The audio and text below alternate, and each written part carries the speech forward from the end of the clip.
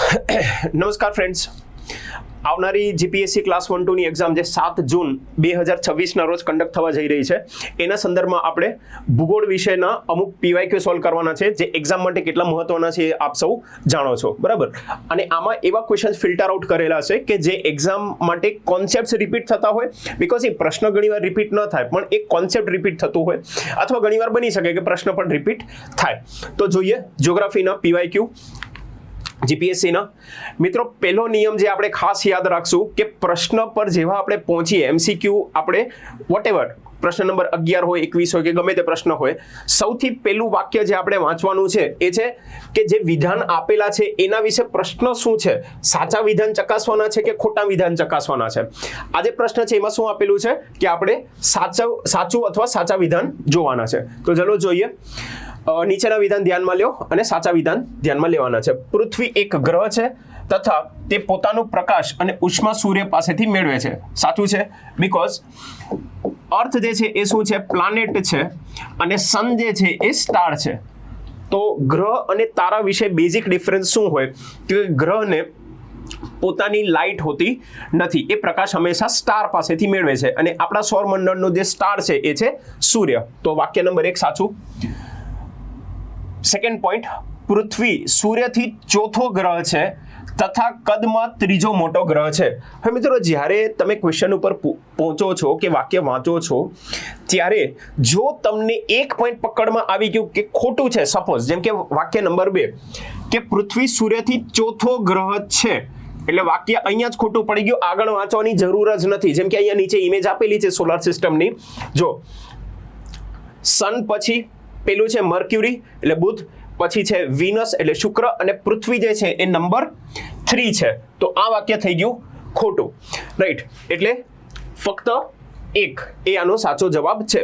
મિત્રો, અહીંયા એક ખાસ સજેશન આપવા માંગીશ કે જ્યારે પણ તમે પ્રશ્નો સોલ્વ કરતા હો ઇરરિસ્પેક્ટિવ ઓફ સબ્જેક્ટ, આપણે ઘણી વખત એવું કહીએ કે પેપર લેન્ધી હતું. ઓકે મિત્રો, પેપર લેન્ધી હોતું નથી, આપણે બનાવી દઈએ છીએ ઘણી વખત. અને એનું ઉદાહરણ એક આ તો ચાલો કે એક નાનો પ્રશ્ન છે, સપોઝ અડધા પેજનો પ્રશ્ન આપેલું છે અને 3-4 વાક્યો આપેલા છે જે લેન્ધી છે એકચ્યુઅલી, અને ઘણી વખત તમને ખબર છે કે અમુક સબ્જેક્ટ વાઇઝ કેસ સ્ટડીના ક્વેશ્ચન્સને બી પૂછાતા હોય, પણ એમાં જો એક પોઈન્ટ તમારા હાથમાં આવી જાય તો તમને ડાયરેક્ટ સ્ટ્રેટ ફોરવર્ડ ખબર પડી જાય કે આન્સર શું આવશે ABCD માંથી. તો પછી જ્યાં જે પોઈન્ટ ઉપર તમને તમારો જવાબ મળી જાય એ પછી આગળનો પ્રશ્ન વાંચવાની એકચ્યુઅલી જરૂર હોતી જ નથી, બરાબર, રાઈટ. અને આપણે શું કરીએ કે આખો પ્રશ્ન વાંચવા બેસીએ અને પછી તેમ છતાં જવાબ ખબર હોય, steel you read the question, તો પેપર લેન્ધી બનવાનું જ છે ને. ઓકે, એટલે આ એક ખાસ ધ્યાનમાં રાખજો કે પ્રશ્નના જે પોઈન્ટ ઉપર તમને તમારો જવાબ મળી જાય, stop there, directly tick the answer અને નેક્સ્ટ ક્વેશ્ચન ઉપર મૂવ ઓન કરી જાઓ. ઓકે, ચલો સોલ્વ કરીએ. ક્વેશ્ચન નંબર 2, વૈશ્વિક વસ્તી વિષયક મૂલ્યાંકન વિશે નીચેના વિધાનો ધ્યાનમાં લેવાના છે. અને અહીંયા પાછું ક્વેશ્ચન શું છે, સાચા વિધાન ધ્યાનમાં લેવાના છે. સંયુક્ત રાષ્ટ્ર વસ્તી ભંડોળ સમયાંતરે વસ્તીના વલણો અને દેશોમાં વસ્તી વિષયક ફેરફારો પર અહેવાલો બહાર પાડે છે, રાઈટ, સાચું છે. UN પોપ્યુલેશન રિપોર્ટ બહાર પડે છે, અથવા એને ગ્લોબલ પોપ્યુલેશન રિપોર્ટ તરીકે પણ ઓળખવામાં આવે છે. ભારતની વસ્તી ચીન કરતાં વધુ હોવાની માહિતી સંપૂર્ણ વસ્તી ગણતરીને બદલે વસ્તી વિષયક ગણિતિક માળખા અને આંકડાકીય અંદાજોના આધારે મેળવવામાં આવી હતી, રાઈટ. બીકોઝ આપણે ભારતમાં વસ્તી ગણતરી તો હમણાં શરૂ થઈ, જેને આપણે સેન્સસ 2027 કહીએ છીએ, પણ એની માહિતી આવનાર વર્ષે બહાર પડશે, પણ સર્વે ચાલુ થયું છે, તો એક્ઝેક્ટ આંકડા તો છે નહીં અત્યારે, એટલે વસ્તી વૃદ્ધિ દર કેટલું છે વગેરે એ કરંટ ડેટા ઉપરથી આપણે એક એસ્ટિમેટ કાઢતા હોઈએ કે ભારતની વસ્તી આટલી થઈ ગઈ હશે. ઓકે, સો રાઈટ, આ વાક્ય સાચું છે. સંયુક્ત રાષ્ટ્ર વસ્તી ભંડોળ દ્વારા પ્રકાશિત વસ્તી ડેટા નીતિ ઘડતર માટે સભ્ય રાજ્યો કાયદેસર રીતે બંધન કરતા છે. વાક્ય ખોટું, કેમ કે એ એક અહેવાલ છે, એક સૂચકાંક કે અહેવાલ કોઈ પણ જ્યારે રજૂ થાય તો એ હંમેશા એનો રોલ કેવો હોય, એડવાઇઝરી હોય. એડવાઇઝરી ઇન ધ સેન્સ કે એ ડેટાનો ઉપયોગ સરકાર ડેટા બેઝડ પોલિસી મેકિંગ માટે કરી શકે, પણ એ બંધન કરતા થોડી હોય. એટલે વાક્ય નંબર 3 ખોટું છે, રાઈટ. એટલે અહીંયા આવશે ફક્ત 1 અને 2. જોઈએ નેક્સ્ટ.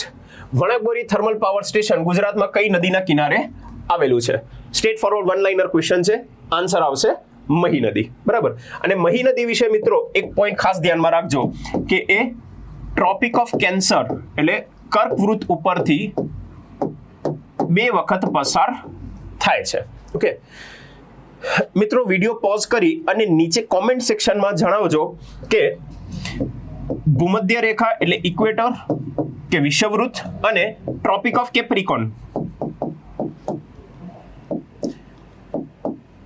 એટલે મકરવૃત્ત, આ બંને પરથી કઈ નદીઓ 2 વખત પસાર થાય છે. ઓકે, કર્કવૃત્તનું જોયું મહી નદી છે. ઓકે, તો બાકીના 2 જે મુખ્ય અક્ષાંશ કહી શકાય એની કઈ નદીઓ છે એ વિડીયો પોઝ કરી નીચે જવાબ આપશો.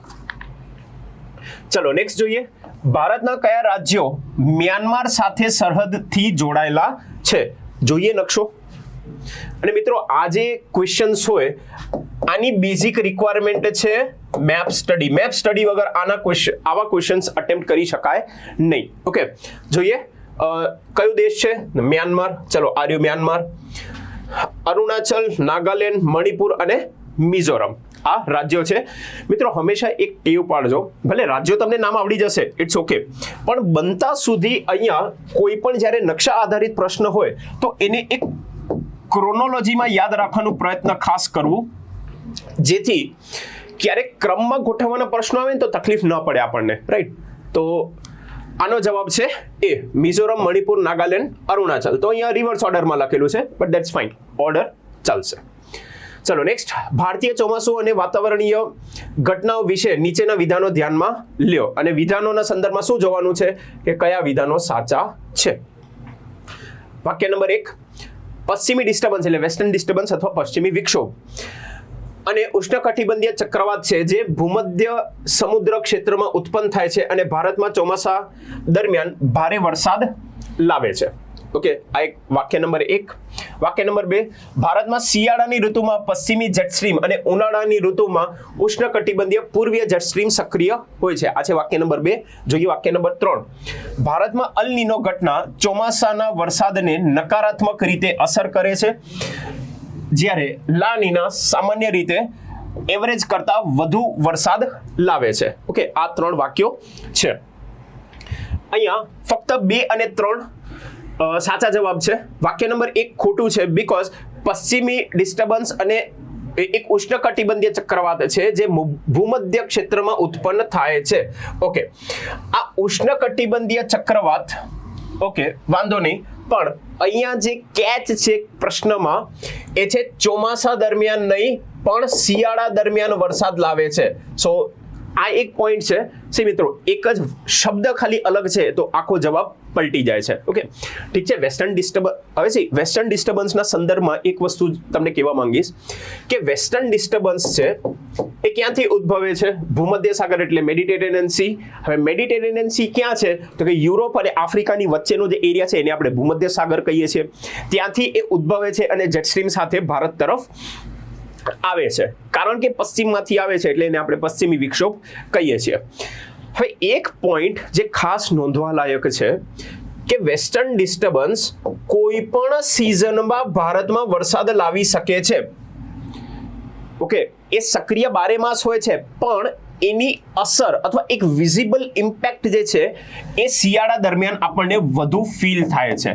એટલે આપણે કહીએ છીએ કે ભારતમાં શિયાળાની ઋતુ દરમિયાન ઉત્તરથી ઉત્તર પશ્ચિમ ભારતના વિસ્તારમાં પશ્ચિમી વિક્ષોભ વરસાદ કરે છે અને આ વરસાદ એ રબી પાક માટે એક સકારાત્મક અસર રૂપે કામ કરે છે. ઓકે, ચલો જોઈએ નેક્સ્ટ પ્રશ્ન. ભારતીય દ્વીપકલ્પીય ઉચ્ચ પ્રદેશ વિશે નીચેના વિધાનો ધ્યાનમાં લ્યો. અગેન પ્રશ્ન શું છે? વિધાનો આપણે સાચા ચકાસવાના છે. પોઈન્ટ નંબર 1, દ્વીપકલ્પીય પ્રદેશનો ઉત્તર પૂર્વીય ભાગ ખાસ કરીને છોટા નાગપુર ઉચ્ચ પ્રદેશ ભારતના ખનિજ સંસાધનોનો ભંડાર છે.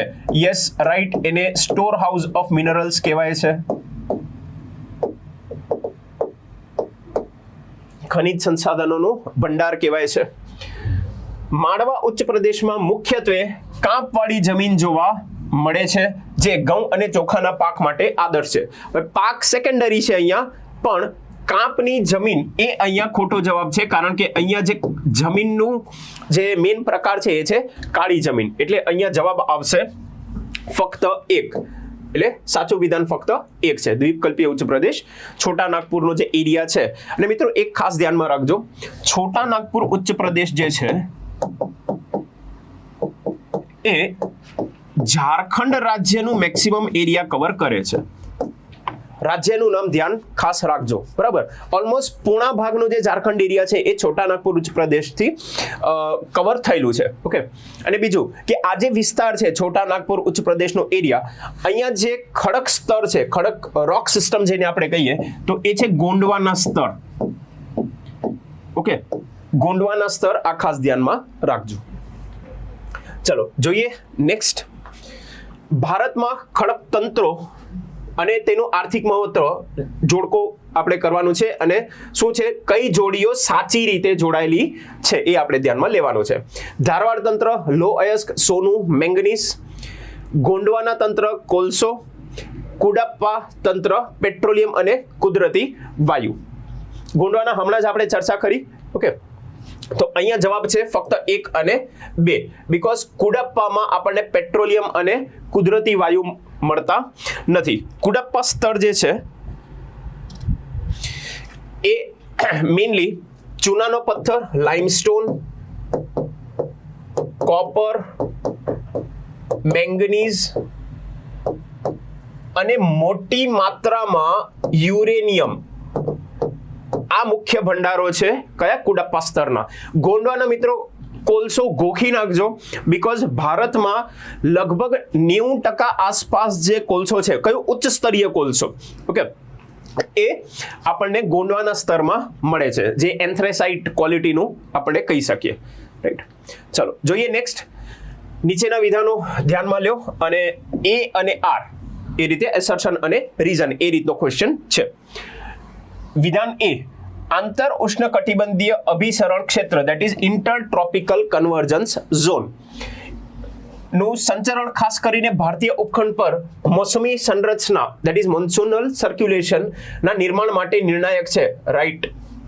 ITCZ એ તાપીય વિષુવવૃત્તીય થર્મલ ઇક્વેટરની સાથે પૃથ્વીની સપાટીની તીવ્ર ગરમીને કારણે રચાયેલો એક નીચા દબાણનો પટ્ટો છે, જ્યાં કોરિયોલિસ બળ મહત્તમ હોય છે.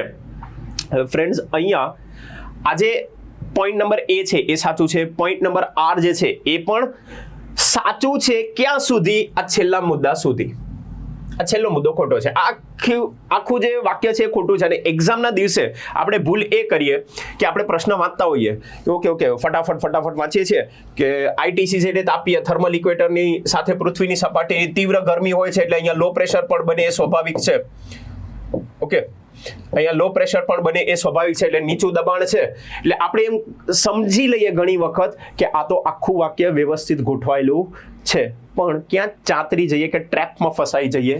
અહીંયા કોરિયોલિસ બળ મહત્તમ છે, આ વસ્તુ ખોટી છે, કારણ ઇક્વેટોરિયલ રિજનમાં વિષુવવૃત્તીય વિસ્તારમાં કોરિયોલિસ બળ 0 હોય, અને આ જ એ કારણ છે કે શા માટે વિષુવવૃત્ત ઉપર મતલબ એક્ઝેક્ટ ઇક્વેટર ઉપર ક્યારે પણ ઉષ્ણકટિબંધીય ચક્રવાત બનતા નથી. એ હંમેશા જે અક્ષાંશીય સ્થાન છે એ થોડુંક ઉત્તર અથવા દક્ષિણ, એટલે 10 ડિગ્રી ઉત્તર અથવા દક્ષિણ વિસ્તારથી ઉષ્ણકટિબંધીય ચક્રવાત બનવાની શરૂઆત થાય.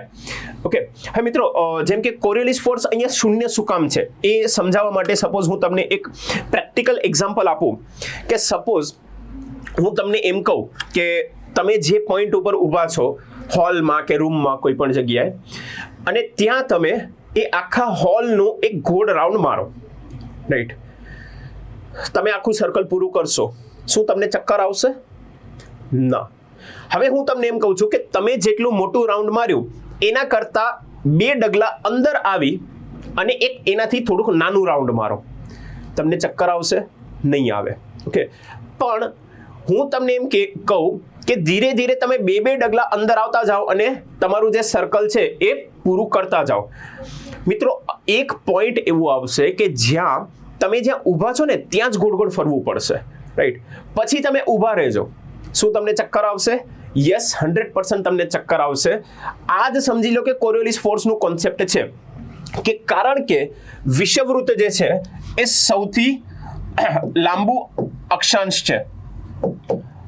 Okay, longest latitude. ઓકે, અને અહીંયા કોરિયોલિસ બળ શૂન્ય બની જાય છે કારણ કે પવનની જે એ ફંટાવાની જે પ્રક્રિયા છે એ અહીંયા કામ કરતી નથી કાઉન્ટર ઇક્વેટોરિયલ કરંટના લીધે. તો જેમ તમે ધ્રુવીય વિસ્તાર તરફ જશો, એટલે આપણે વિષુવવૃત્તથી જેમ ધ્રુવીય વિસ્તાર તરફ જઈએ તેમ તમારો જે એરિયા છે, તમે જે ચક્કર મારો છો એ ઘટતું જશે, રાઈટ. એટલે વિષુવવૃત્ત ઉપર અહીંયા શૂન્ય હશે અને ધ્રુવ ઉપર મહત્તમ હશે. જ્યારે અહીંયા વાક્યમાં શું લખેલું છે? રિવર્સ લખેલું છે. એટલે આર જે છે એ ખોટું થઈ જાય છે. એટલે એ સાચું છે જ્યારે આર ખોટું છે. બરાબર.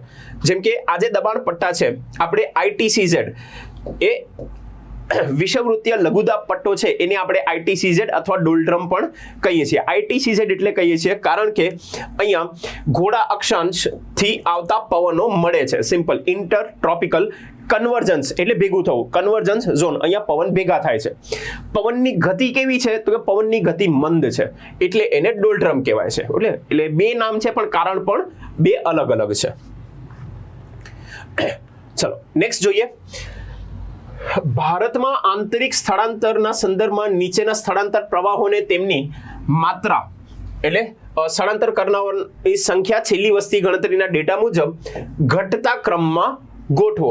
ગ્રામીણથી શહેરી, ગ્રામીણથી ગ્રામીણ, શહેરથી શહેર અને શહેરથી ગ્રામીણ. તો યોગ્ય વિકલ્પ કયું છે? યોગ્ય વિકલ્પ છે એ. 2, 1, 3, 4.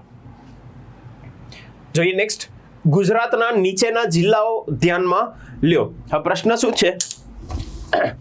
પ્રશ્ન એ છે કે વસ્તી ગણતરી 2011 મુજબ આપેલા જિલ્લાઓને તેમની વસ્તી ગીચતાના આધારે ઘટતા ક્રમમાં ગોઠવો. મિત્રો, જો આપણે જિલ્લાના નામ જોઈએ ને, અમદાવાદ, સુરત, કચ્છ અને ડાંગ. બરાબર. હવે અહીંયા આપણને એક વસ્તુ તો ખબર છે કે કચ્છની સૌથી ઓછી વસ્તી ગીચતા છે.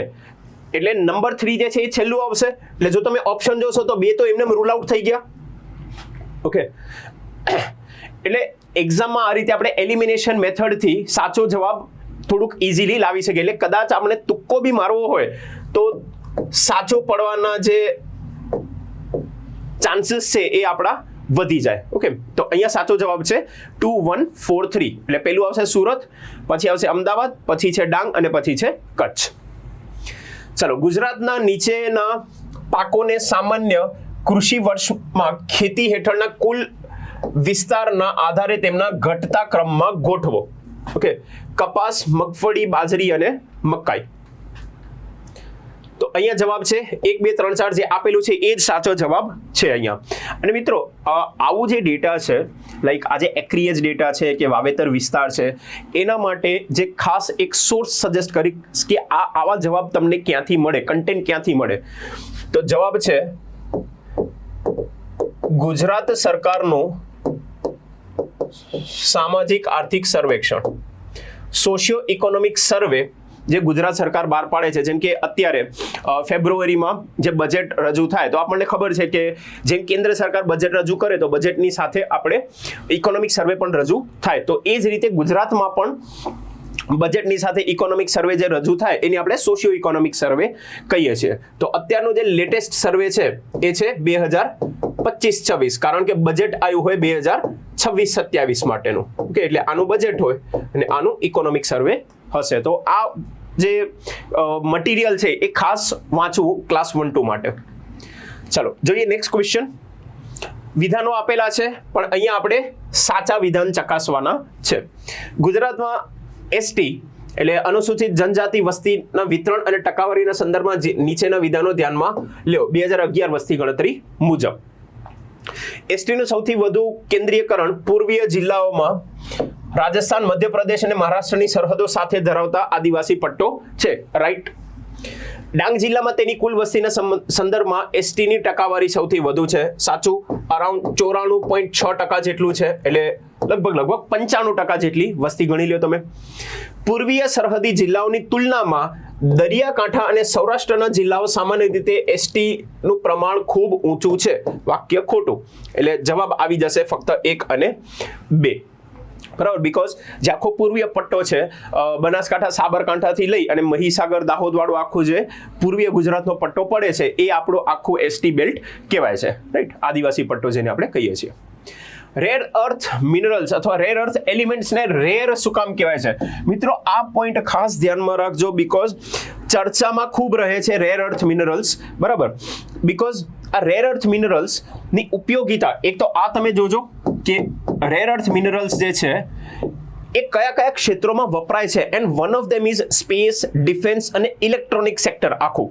ઓકે, અને અહીંયા ચાઇનાની મોનોપોલી છે. ઓકે, મોનોપોલી નહીં, સુપર ડોમિનન્સ કહી શકાય, કારણ કે વિશ્વના રેર અર્થ મિનરલ્સનું 90% પ્રોડક્શન એકલું ચાઇના કરે છે. ઓકે, એટલે this is not monopoly, this is super dominance. Okay, એટલે આ અમુક વસ્તુઓ ધ્યાનમાં રાખજો. તો પ્રશ્ન છે રેર શું કામ કહેવાય છે? તો અહીંયા અવેલેબિલિટી તો છે, ઓકે, પણ એના ઉત્ખનનમાં તકલીફ થાય છે, એને આપણે કાઢી શકતા નથી, એટલે એને રેર કહેવાય છે. એટલે ટૂંકમાં ભંડાર ભલે હોય પણ એનું ઉત્ખનન ઇઝીલી કરી શકાતું નથી, એટલે એને રેર અર્થ મિનરલ્સ કહેવાય છે. ચલો જોઈએ નેક્સ્ટ. દક્ષિણ અયનાંત વિશે નીચેના વિધાનો ધ્યાનમાં લ્યો, અને વિધાનો કયા જોવાના છે? અગેન સાચા વિધાનો ધ્યાનમાં લેવાના છે. દક્ષિણ ધ્રુવ સૂર્ય તરફ ઝૂકેલું હોય છે. સૂર્યના કિરણો મકર ઋતુ પર સીધા પડે છે. દક્ષિણ ગોળાર્ધ પર ટૂંકું દિવસ અને લાંબી રાતની ઋતુ હોય છે. ઓકે, હવે પહેલા તો આપણે એ સમજીએ કે આ જે સિચ્યુએશન છે, મિત્રો આ ઇમેજ તમે વાંચી જશે, એનું એનાલિસિસ કર્યું જશે, તો આ સંદર્ભમાં કઈ સિચ્યુએશન છે જેને આપણે દક્ષિણ અયનાંત કહીએ છીએ? તો અહીંયા છે વિન્ટર સોલ્સ્ટાઇસ, એટલે ડિસેમ્બર 21-22 તારીખની આસપાસનો જે સમય છે આ. હવે આ જે સિચ્યુએશન છે ત્યારે ઓકે, હવે તમને ખબર છે કે સૂર્યની જે લોકેશન છે એ કર્કવૃતથી મકરવૃત વચ્ચે ઓસિલેટ થતી હોય, એટલે એનું દોલન થતું રહેતું હોય. મિત્રો ટેકનિકલી સૂર્યની હલનચલન નથી થતી, ટેકનિકલી પૃથ્વીના પરિક્રમણના લીધે આપણને એવું દેખાય છે, કારણ કે સૂર્ય તો એક જ જગ્યાએ છે ને. પણ ઠીક છે, સમજવા માટે આપણે એવું પણ સમજી લઈએ કે સૂર્યની હલનચલન જે છે એ કર્કવૃતથી મકરવૃત સુધી રહે છે. તો ડિસેમ્બર મહિનામાં જેને આપણે કહીએ શિયાળાનો અયનકાળ, ઓકે, એને દક્ષિણનો અયનકાળ પણ કહેવાય છે. તો અત્યારે સૂર્યની કિરણો સીધી ક્યાં પડશે? એટલે ઓલમોસ્ટ 90 ડિગ્રીનું એંગલ બનાવશે મકરવૃત ઉપર, એટલે મકરવૃત સાચું, દક્ષિણ ધ્રુવ એ પણ સાચું, બીકોઝ મકરવૃત ઉપર જ્યારે સૂર્યની કિરણો પડશે તો દક્ષિણ ગોળાર્ધ, રાઈટ, એટલે દક્ષિણ ધ્રુવ જે છે એ સૂર્યની સામે છે, અને અહીંયા દિવસ હશે, અને ઉત્તર ગોળાર્ધ અથવા ઉત્તર ધ્રુવ ઉપર રાત હશે, રાઈટ. ત્યારબાદ દક્ષિણ ગોળાર્ધ પર ટૂંકું દિવસ અને લાંબી રાતવાળી ઋતુ હોય છે. આ વાક્ય ખોટું છે, બીકોઝ સૂર્ય મકરવૃત ઉપર છે તો દક્ષિણ ગોળાર્ધમાં દિવસનો સમય વધારે અને રાતનો સમય ઓછો હશે ને. કે કન્ફ્યુઝન એ ન થાય કે ભારતમાં તો શિયાળો છે, બરાબર, કેમ કે આપણે એને કહીએ છીએ શિયાળાનો અયનકાળ, પણ મુદ્દો એ છે કે આપણે રહીએ છીએ ઉત્તર ગોળાર્ધમાં, એટલે આપણે અહીંયા જ્યારે શિયાળો હોય ત્યારે રાત લાંબી હોય, દિવસ ટૂંકું હોય, તો આનાથી ઓપોઝિટ થશે. ઓકે, કેમ કે પ્રશ્ન શું છે? દક્ષિણ ગોળાર્ધનો છે, તો અહીંયા થઈ જશે ઓપોઝિટ, કે દિવસનો સમય વધારે ને રાતનો સમય ઓછો, બરાબર. તો અહીંયા જવાબ આવશે સી, ફક્ત 1 અને 2. જોઈએ નેક્સ્ટ ક્વેશ્ચન. કુદરતી વનસ્પતિના વર્ગીકરણ અને વિતરણના સંદર્ભમાં નીચેના વિધાનો ધ્યાનમાં લો. ઓકે, અગેન વિધાન 1 અને 2 એ રીતે પ્રશ્નો જોવાના છે. વિધાન 1, ઉષ્ણકટિબંધીય નિત્ય લીલા જંગલ એટલે સદાબહાર જંગલ કહી લો.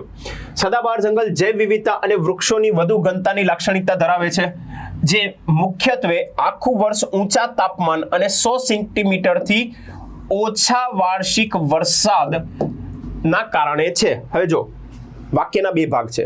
વાક્ય નંબર 1માં 2 ભાગ જે દેખાય છે કે જંગલો નિત્ય લીલા છે, જૈવ વિવિધતા સારી છે, વૃક્ષો વધારે છે. Okay, right. પણ જેમ આગળ જઈએ મુખ્યત્વે વરસાદ ઓછું છે, એ વાત ખોટી, બીકોઝ નિત્ય લીલા જંગલ, તાપમાન પણ ઊંચું છે. ચલો, તાપમાન ઊંચું છે કે જ્યાં તાપમાન ઊંચું છે તો લો પ્રેશર સર્જાશે, જેના લીધે વરસાદ આવે છે, ત્યાં સુધી વાંધો નથી. પણ વરસાદ 100 સેન્ટીમીટર નથી, લગભગ 200-250 સેન્ટીમીટરથી વધુ વરસાદ થાય ત્યાં નિત્ય લીલા જંગલ બને છે. એટલે વિધાન 1 થઈ જશે ખોટું. રાજસ્થાનમાં મુખ્ય વનસ્પતિ સામાન્ય રીતે ઉષ્ણકટિબંધીય કાંટાળ જંગલની છે. ઓકે, તેનું કારણ શુષ્ક અથવા અર્ધશુષ્ક આબોહવા કે પરિસ્થિતિ અને ઓછો તથા અનિયમિત વરસાદ છે. રાઈટ. એટલે વિધાન 1 સાચું નથી, પણ વિધાન 2 સાચું છે. ચલો જોઈએ નેક્સ્ટ ક્વેશ્ચન. નીચેનામાંથી ઋતુઓમાં પરિવર્તનના કારણો કયા છે? સ્ટ્રેટ ફોરવર્ડ ક્વેશ્ચન છે, ABCD. સૂર્યની ચારે બાજુ પૃથ્વીના સ્થાનમાં પરિવર્તન. બીકોઝ આપણે આગળ જે ઇમેજ જોઈ, ઓકે, તો અહીંયા આપણને સૂર્ય જે છે એ સૂર્યની આસપાસ પૃથ્વી જે પરિક્રમણ કરે છે એના લીધે જ એક કારણ છે. બીજું કારણ પણ છે કે પૃથ્વીનું જે અક્ષીય નમન છે, ઓકે, પણ પરિક્રમણ, મિત્રો અહીંયા 3 મુદ્દા ખાસ ધ્યાનમાં રાખજો. એક છે રોટેશન, ધેટ ઇઝ પરિભ્રમણ, કે પૃથ્વી પોતાની ધરી પર ફરે છે. બીજું છે રિવોલ્યુશન, ધેટ ઇઝ પૃથ્વી સૂર્યની આસપાસ પરિક્રમણ કરે છે એની ભ્રમણ કક્ષામાં. અને ત્રીજું છે અક્ષીય નમન, કે પૃથ્વી પોતાની ધરી પર 23.5 ડિગ્રીનું એંગલ જે બનાવે છે. ઓકે, તો સિઝન સર્જાવવા માટે તમે લોજિકલી વિચારો કે સપોઝ પૃથ્વી પોતાની ધરી પર ગોળ ફરે છે, તો એ તો એક દૈનિક પ્રક્રિયા છે. ઓકે, તો શું સિઝન દરરોજ થાય છે? ના, મતલબ આ તો આવે જ નહીં. રિવોલ્યુશન, તો પૃથ્વી અલગ અલગ લોકેશન ઉપર હોય છે અલગ અલગ મહિનામાં. ઓકે, જે આપણે આગળ ઇમેજ જોઈ. ઓકે, તો અહીંયા શું છે, ગોખવાની જરૂર નથી. 3, 6, 9, 12. ઓકે, એટલે માર્ચ, જૂન, સપ્ટેમ્બર અને ડિસેમ્બર આ રીતે સિઝન બદલાય છે. બરાબર, તો યસ આ આવશે અને અક્ષીય નમન પણ આવશે. કેમ કે સપોઝ પૃથ્વી ઝૂકેલી ન હોત અને સીધી હોત, તો ચારે બાજુ જે પણ પરિક્રમણની જે ભ્રમણ કક્ષા છે એમાં પૃથ્વી કોઈ પણ લોકેશન ઉપર હોત, 12 માસ સૂર્યની કિરણો ફક્ત વિષુવવૃત્ત ઉપર જ પડ્યા કરત. ઓકે, એટલે અક્ષીય નમન પણ એ જવાબદાર કારણ છે, પણ એ અહીંયા પ્રશ્નમાં આપેલું નથી. ઓકે, તો મુખ્ય 2 કારણો કયા છે ઋતુ માટેના? પરિક્રમણ અને અક્ષીય નમન. તો અહીંયા આપેલું છે પરિક્રમણ, ઇન શોર્ટ. રાઈટ. ચલો જોઈએ નેક્સ્ટ ક્વેશ્ચન. વિધાનો કયા જોવાના છે? સાચું અથવા સાચા જોવાના છે. નીચેના વિધાનો ધ્યાનમાં લ્યો. પૃથ્વીના ઉપરના સ્તરને પોપડો કહે છે અને તે સૌથી પાતળું સ્તર છે. રાઈટ. મહાસાગરના પોપડાની જાડાઈ ખંડીય પોપડાથી વધુ હોય છે. જોઈએ ઇમેજ એટલે આપણો જવાબ મળી જશે. અહીંયા તમને ખબર હશે કે પૃથ્વીની આંતરિક સંરચનાને આપણે 3 ભાગમાં વિભાજિત કરીએ છીએ: ક્રસ્ટ, મેન્ટલ અને કોર. ઓકે, એટલે ભૂપૃષ્ઠ અથવા એને પોપડો પણ કહેવાય, બીજું છે મેન્ટલ અને ત્રીજું છે ભૂગર્ભ. તો અહીંયા પ્રશ્ન છે ફક્ત ઉપરનું એટલે ભૂપૃષ્ઠનું, કે પૃથ્વીનો જે ઉપરી ભાગ છે એને પોપડો કહેવાય છે. રાઈટ, સાચું છે. અને એ સૌથી પાતળું સ્તર છે. સ્વાભાવિક છે, કેમ કે પૃથ્વીની ફક્ત ત્રિજ્યા ગણીએ તો એ 6377 કે 78 કિલોમીટર જેટલી છે, જેમાંથી ભૂપૃષ્ઠની ઊંડાઈ વધીને 100 કિલોમીટર સુધી હોય છે. હવે જોઈએ પાછા એના 2 ભાગ પડે છે, જેને આપણે સિયાલ ને સીમા પણ કહેતા હોઈએ છીએ. તો અહીંયા જે દરિયાઈ અને જમીની ભૂપૃષ્ઠ છે એ 2 ભાગને આપણે સિયાલ અને સીમા કહીએ છીએ. ઓકે, તો અહીંયા ઇમેજ ઉપરથી પણ આપણને ખ્યાલ આવી જાય કે આ જમીની ભૂપૃષ્ઠ છે એની થિકનેસ વધારે છે, જ્યારે અહીંયા થિકનેસ ઓછી છે. તો અહીંયા પ્રશ્ન શું છે? મહાસાગરના પોપડાની જાડાઈ ખંડીય પોપડાથી વધુ છે. ખોટું, કારણ કે એ અહીંયા આપણને પાતળું દેખાય છે. Okay, right. એટલે જો અહીંયા જવાબ બની જશે સી, ફક્ત 2. વિધાન નંબર 2 ખોટું છે. જોઈએ નેક્સ્ટ. નીચેના વિધાનો ધ્યાનમાં લ્યો. અગેન આપણે પ્રશ્ન કયું જોવાનું છે? વિધાન સાચું અથવા સાચા કયા છે એ આપણે ધ્યાનમાં લેવાના છે. જે પર્વતો પર હંમેશા જામી રહેનાર બરફ આચ્છાદિત, જેને હિમ આચ્છાદિત પ્રદેશ પણ કહીએ, નદીઓ હોય છે તેને હિમ નદીઓ કહેવાય છે. એને ગ્લેશિયલ મોરાઇન કહેવાય, હિમ નદીઓને. ઓકે, ફાઇન, સાચું છે. પર્વતોથી એક રેખામાં ગોઠવણ હોય તેને હારમાળા કહેવામાં આવે છે. તો અહીંયા બંને વિધાન સાચા છે. એકદમ સિમ્પલ ક્વેશ્ચન છે, આમાં કોઈ ટ્રિક નથી. ચાલો નેક્સ્ટ જોઈએ. નીચેના વિધાનો ધ્યાનમાં લો. અગેન પ્રશ્ન શું છે? સાચું અથવા સાચા વિધાન આપણે ધ્યાનમાં લેવાના છે. વાતાવરણમાં ઉપસ્થિત નાઇટ્રોજન વાયુ તમામ પ્રકારના સજીવોની વૃદ્ધિમાં મદદરૂપ બને છે. અને નંબર 2, કાર્બન ડાયોક્સાઇડ વાયુ વૃક્ષ કે છોડની વૃદ્ધિમાં મદદરૂપ બને છે. અહીંયા જવાબ છે 1 અને 2 બંને, કારણ કે નાઇટ્રોજન શું કરે છે, એ વાતાવરણ એક તો ઠંડુ પણ રાખે છે, પૃથ્વીને આગનો ગોળો બનવાથી બચાવે પણ છે, તથા જે ઉત્પાદન થાય છે અને આપણે સજીવો માટે પણ એ મદદરૂપ છે. જ્યારે કાર્બન ડાયોક્સાઇડ એ તમને ખબર છે કે ફોટોસિન્થેસિસ ની જે પ્રક્રિયા થાય તો જે પણ વૃક્ષ હોય, ઓકે, તો એ વૃક્ષ કઈ રીતે ઉત્પાદન કરે છે કે વાતાવરણમાં ઓક્સિજન છોડે અને એમાંથી કાર્બન ડાયોક્સાઇડ એબ્ઝોર્બ કરે છે, જેના લીધે ઉત્પાદન થાય છે. તો અહીંયા એ અને બી બંને સાચા જવાબ છે. જોઈએ ચલો નેક્સ્ટ પ્રશ્ન. નીચેનામાંથી કયા સ્થાનિક પવનો દિવસના વહે છે? એટલે પ્રશ્ન છે સ્થાનિક પવનોનું જે દિવસે વહે છે.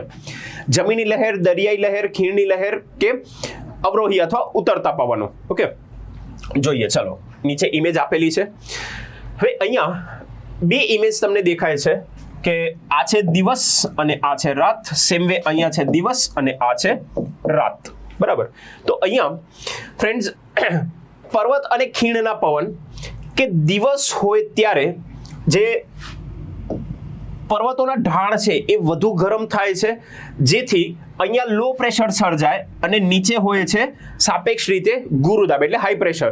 તો આપણને પવનનો નિયમ ખબર છે કે હાઈ પ્રેશરથી લો પ્રેશર તરફ વહેતું હોય, એટલે દિવસ દરમિયાન પવન જે છે એ ખીણથી પર્વત તરફ જાય છે, એટલે એને કહેવાશે ખીણના પવન. અને તમને પવનનો નિયમ ખબર છે, જ્યાંથી આવે એના પરથી એનું નામ પડે. ઓકે, એટલે ખીણના પવન એ દિવસના વહે છે, જ્યારે રાત એટલે ઓપોઝિટ થઈ જશે કે પર્વતોના જે ઢાળ છે એ જલ્દી ઠંડા પડી જાય, તો સાપેક્ષ રીતે અહીંયા લો પ્રેશર હોય અને પર્વતોના ઢાળ ઉપર હાઈ પ્રેશર હોય. તો તમે અહીંયા જોઈ શકો છો કે પર્વતથી ખીણ તરફ વહેતા પવન એટલે પર્વતીય પવન કહેવાય, એ રાતના. ચલો હવે જોઈએ સેકન્ડ ઓપ્શન, દરિયાઈ લહેર અને જમીની લહેર. ફ્રેન્ડ્સ દિવસ દરમિયાન શું થાય છે કે જમીન છે અને જે દરિયો છે, હવે સૂર્યના જે કિરણો પડે છે એ જમીન અને દરિયા ઉપર સમાન પડતા હશે, એક જ અક્ષાંશ ઉપર, પણ એની અસર અલગ હશે. અસર એ રીતે કરશે, લાઈક દરિયો જે છે એ પારદર્શી છે, જ્યારે જમીન અપારદર્શી છે, જેના પરિણામે થાય છે શું કે દરિયાઈ વિસ્તાર જલ્દી ગરમ થતું નથી, એને વધારે ટાઈમ લાગે છે. કારણ દરિયો પારદર્શી હોવાથી સૂર્યના કિરણો લગભગ 500-600 મીટર સુધી ઊંડા ઉતરે, એટલે અહીંયા એ વિસ્તારને ગરમ થતા વાર લાગે. જ્યારે સાપેક્ષ રીતે જો જોઈએ તો જમીન જે છે એ તરત ગરમ થઈ જશે, એટલે અહીંયા લો પ્રેશર બનશે, જ્યાં સાપેક્ષ રીતે અહીંયા હાઈ પ્રેશર હશે દરિયા પર. એટલે દિવસ દરમિયાન પવન દરિયાથી જમીન તરફ વહેતા હોય. અને ફ્રેન્ડ્સ તમને ખ્યાલ હશે કે આપણે ઉનાળામાં પણ તમે જ્યારે દરિયાઈ વિસ્તાર એટલે બીચ ઉપર જઈને બેસો તો તમને મજા શું કામ આવે છે? કારણ કે દરિયા તરફથી જે પવન આવશે તો સ્વાભાવિક છે કે ભેજ લઈને આવશે, એટલે આપણને બીચ ઉપર ગરમી હોય ને તોય મજા આવે. ઓકે, એટલે આ થઈ ગઈ દિવસની પ્રક્રિયા. On the other hand suppose રાત છે, તો રાતના હવે શું થશે? હીટ લોસ થશે. હીટ લોસ જે થાય છે એટલે જમીન જમીનની ફક્ત સપાટી ગરમ થઈ છે, એટલે જમીન તરત ઠંડી પડી જશે, જ્યારે દરિયામાં એ 500-600 મીટરનો આખો એરિયા ઠંડુ થવામાં વાર લાગશે. મતલબ રાત્રિ દરમિયાન જમીન ઉપર હાઈ પ્રેશર હશે અને અહીંયા લો પ્રેશર હશે, એટલે રાત દરમિયાન શું થાય? જમીનથી દરિયા તરફ પવન વહેતા હોય, જેને કહેવાય જમીની પવન. ઓકે, જે અહીંયા આપણને દેખાય છે ઇમેજીસમાં. રાઈટ. તો અહીંયા હવે પ્રશ્ન શું છે? પ્રશ્ન છે કે કયા પવન દિવસના વહે છે? તો તમને તમારો જવાબ મળી ગયો હશે, 2 અને 3, એટલે દરિયાઈ લહેર અને ખીણની લહેર. ચલો જોઈએ નેક્સ્ટ ક્વેશ્ચન. નીચેના વિધાનો ધ્યાનમાં લ્યો અને પ્રશ્ન શું છે? સાચા વિધાન આપણને ધ્યાનમાં લેવાના છે. 2 ભિન્ન પ્રકારની વાયુ રાશિઓના મધ્ય સમક્ષેત્રને વાતાગ્રહ કહેવાય છે.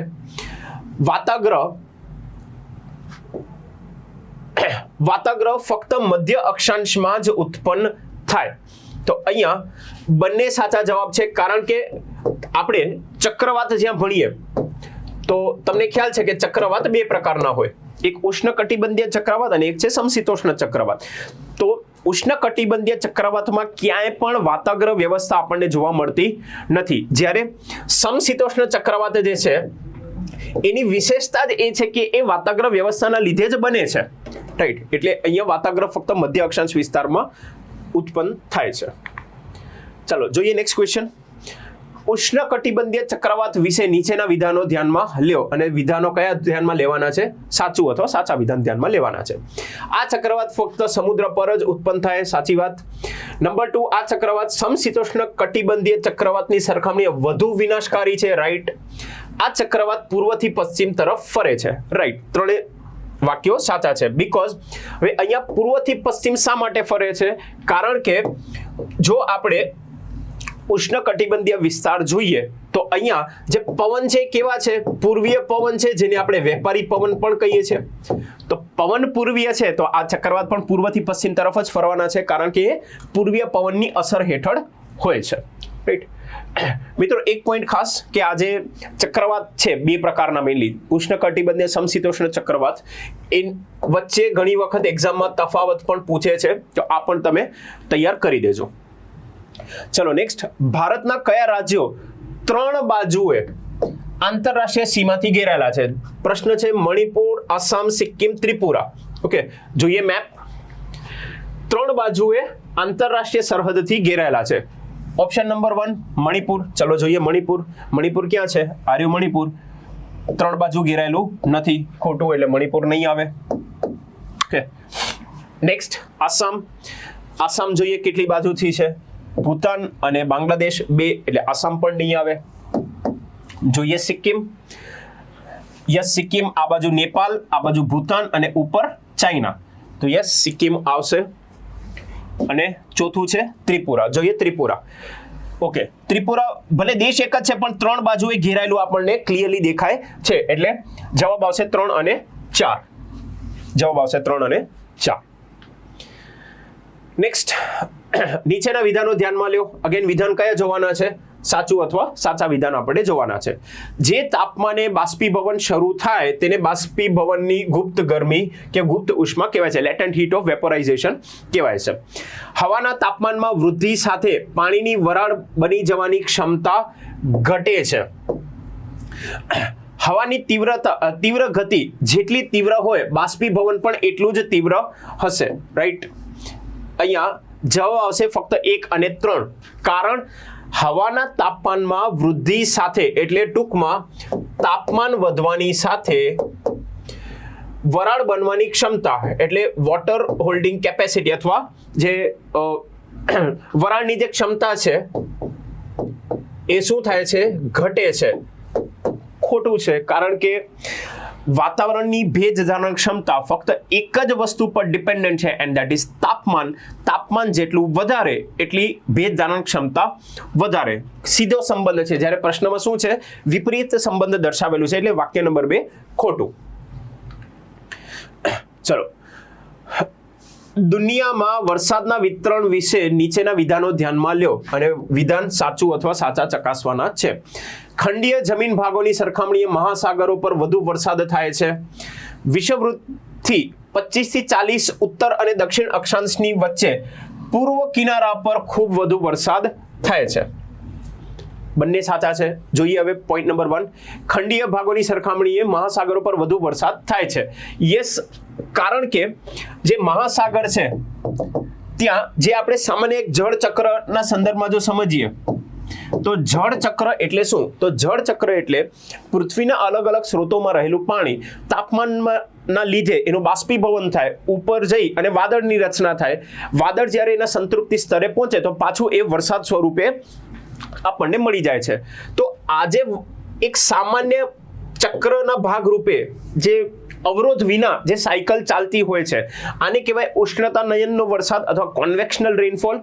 અને એ દરિયા પર કોઈ જ અવરોધ વિના ચાલી શકે છે, કારણ જમીની ભાગ હશે એટલે ત્યાં પહેલા તો જળના સ્ત્રોતોમાં પાણીની ક્ષમતા થોડીક ઓછી થશે દરિયાની સરખામણીમાં, અને પ્લસ અલગ અલગ ભૂમિ સ્વરૂપોના લીધે જે પવન વહેતા હોય તો એ પવનના લીધે અથવા પવન જે વહેતા હોય એ અલગ અલગ ભૂમિ સ્વરૂપોના લીધે એ અવરોધાય પણ ખરા. એટલે પવન એ જે વરસાદી પવન હોય એને એ ભૂમિ સ્વરૂપો અટકાવી લે છે, એટલે અહીંયા વરસાદ વધુ દરિયા પર થાય છે.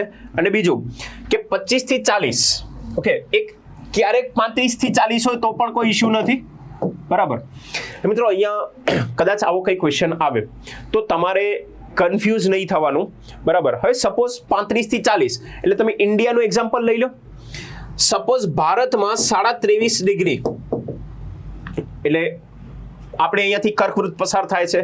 હવે આ કયું છે 25 થી 40 એટલે એનાથી થોડુંક જ ઉપર એટલે ઓલમોસ્ટ ભારતના સંદર્ભમાં વિચારો તો ગંગાના મેદાનનો પટ્ટો થાય. ઓકે, હવે આ જે પટ્ટો છે તમે ભારતની ભૂગોળમાં સ્ટડી કરેલું જ હશે કે ભારતમાં પૂર્વથી પશ્ચિમ તરફ જતા વરસાદ ઘટે છે, મતલબ પૂર્વીય તટીય વિસ્તારમાં વરસાદ વધુ થાય છે. તો પ્રશ્ન એ જ છે કે પૂર્વ કિનારા ઉપર વરસાદ વધુ થાય અને જેમ પશ્ચિમ તરફ આવે તેમ વરસાદ ઘટતું જાય છે. રાઈટ, ચાલો જોઈએ નેક્સ્ટ. નીચેનામાંથી કયા પરિબળો મહાસાગરીય જળની ક્ષારને અસર કરે છે? બાષ્પીભવન અને વરસાદ, નદીઓ, મેંગ્રોવ વનસ્પતિ અને મહાસાગરીય પ્રવાહો, એને સમુદ્રી પ્રવાહો પણ કહીએ છીએ. તો અહીંયા જવાબ છે 1, 2 અને 4.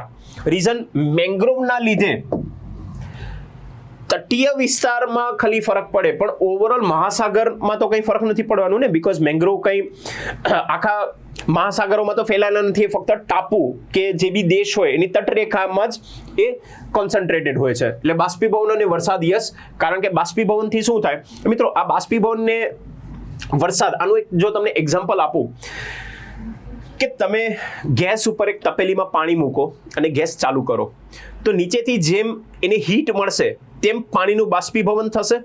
હવે પાણીનું બાષ્પીભવન થશે પણ સામે પાછળ શું થશે, ક્ષારનું પ્રમાણ સાપેક્ષ રીતે વધી જશે, તો આને કહેવાય બાષ્પીભવન. આનાથી ઓપોઝિટ, તપેલીમાં તમે બીજું પાણી એડ કરો તો શું થશે, ક્ષારનું પ્રમાણ જે છે એ ઘટી જશે. તો એ જ આપણે જે પાણી નીકળ્યું એ બાષ્પીભવનને ઉપરથી પાણી એડ કર્યું તપેલીમાં એ વરસાદ. રાઈટ, નદીઓ, તો ખારા પાણીમાં જ્યારે તાજા પાણીની નદીઓ મિક્સ થાય તો સ્વાભાવિક છે ક્ષારનું પ્રમાણ બદલાશે. અને મહાસાગરીય પ્રવાહો બે પ્રકારના હોય, ઠંડુ અને ગરમ. તો જ્યાં ઠંડુ પ્રવાહ હોય એ મિક્સ થતું હોય તો એના લીધે ક્ષાર ઘટી જાય, ગરમ પ્રવાહ મિક્સ થાય ત્યાં ક્ષારનું પ્રમાણ વધી જાય. ચલો જોઈએ નેક્સ્ટ ક્વેશ્ચન. તાપી નદીના વિશે નીચેના વિધાનો ધ્યાનમાં લ્યો અને વિધાન જોવાના છે સાચું અથવા સાચા. તાપી નદી સાતપુડા પર્વત શ્રેણીની દક્ષિણમાં વહે છે. જોઈએ નકશો, આ છે સાતપુડાની પર્વતમાળા અને આ છે તાપી, તો એના દક્ષિણમાં વહે છે. યસ, સાચું.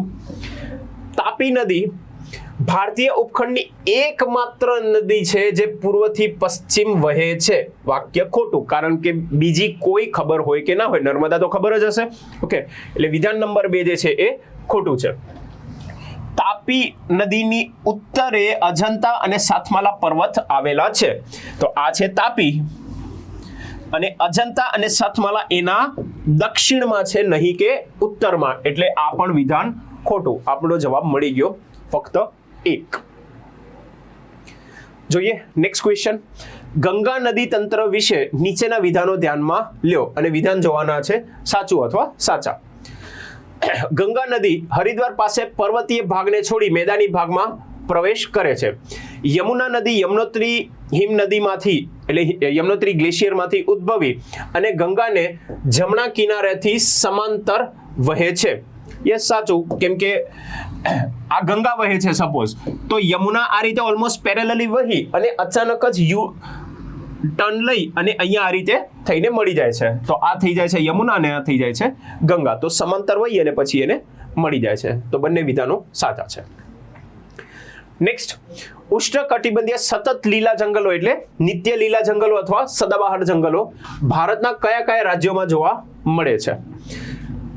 પશ્ચિમ ઘાટના પૂર્વ ઢાળ ઉપર, પશ્ચિમ ઘાટના પશ્ચિમ ઢાળ ઉપર સાચો જવાબ છે. એટલે વાક્ય નંબર 1 અથવા પોઈન્ટ નંબર 1 ખોટું થઈ ગયું. એટલે સી અને ડી આ બે તો નીકળી જ ગયા.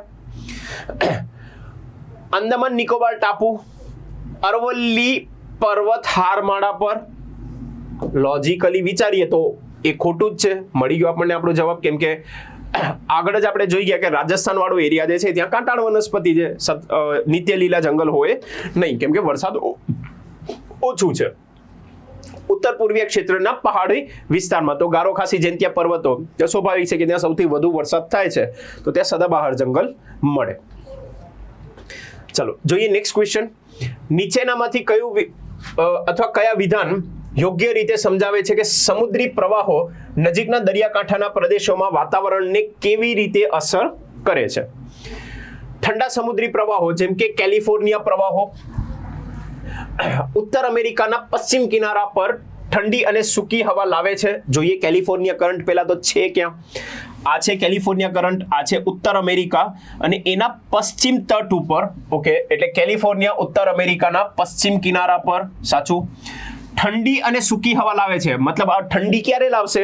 જ્યારે એ સમુદ્રી પ્રવાહ ખુદ ઠંડા હોય તો. જોઈએ કેલિફોર્નિયા કયા પ્રકારનું પ્રવાહ છે?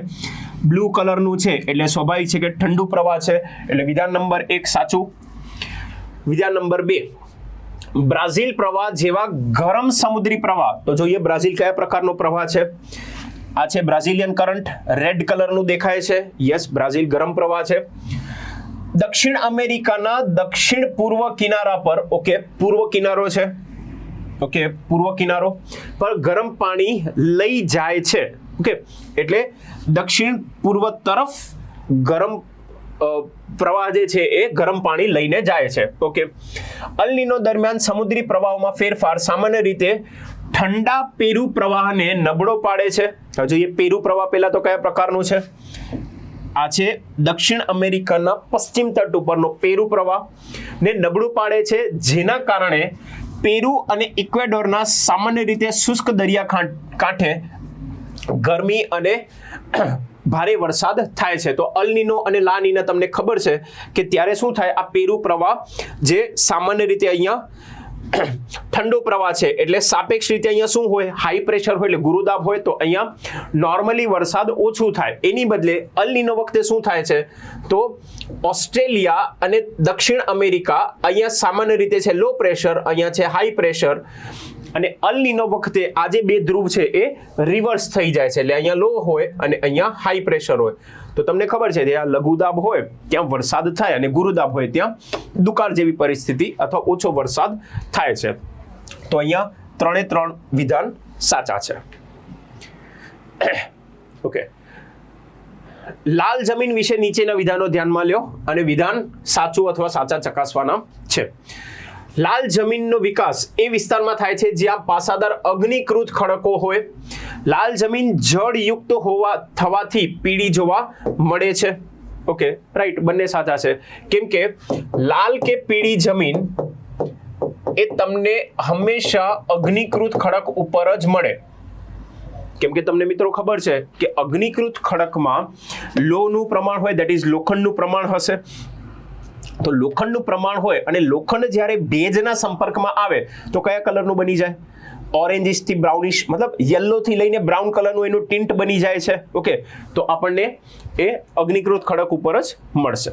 રાઈટ, ચલો જોઈએ નેક્સ્ટ ક્વેશ્ચન. ભારતનો દ્વીપકલ્પીય ખંડ મુખ્યતઃ કયા ખડકોથી બનેલું છે? ગ્રેનાઇટ, બેસાલ્ટ, નીસ કે રેતાળ પથ્થર? અહીંયા જવાબ છે 1 અને 3. હવે જો નંબર 4 તો ના જ આવે, કારણ કે રેતાળ પથ્થર એ શું છે? એ જળકૃત ખડકનું ઉદાહરણ છે. અને આપણને ખબર છે કે દ્વીપકલ્પીય ભારત જે છે એ કયા પ્રકારનું બનેલું છે?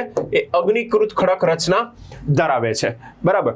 હવે અગ્નિકૃતમાં પણ મેઇન કન્ફ્યુઝન અહીંયા ન થાય. ગ્રેનાઇટ અને બેસાલ્ટ આ બંને એ અગ્નિકૃત ખડક રચના જ ધરાવે છે, પણ બેસાલ્ટ મળે છે ખરું આપણને, બેસાલ્ટ મળે છે ખરું, પણ એ અમુક વિસ્તારોમાં જ જોવા મળે છે. રાઈટ, બાકી મોટા ભાગનો એરિયા તમને ગ્રેનાઇટ અને નીસનું બનેલું જોવા મળે છે દ્વીપકલ્પીય ભારતમાં.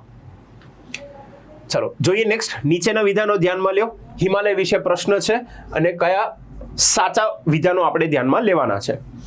હિમાલય પર્વતમાળાનો વિસ્તાર પશ્ચિમ પૂર્વ દિશામાં સતલજ નદીથી માંડી બ્રહ્મપુત્ર સુધી છે.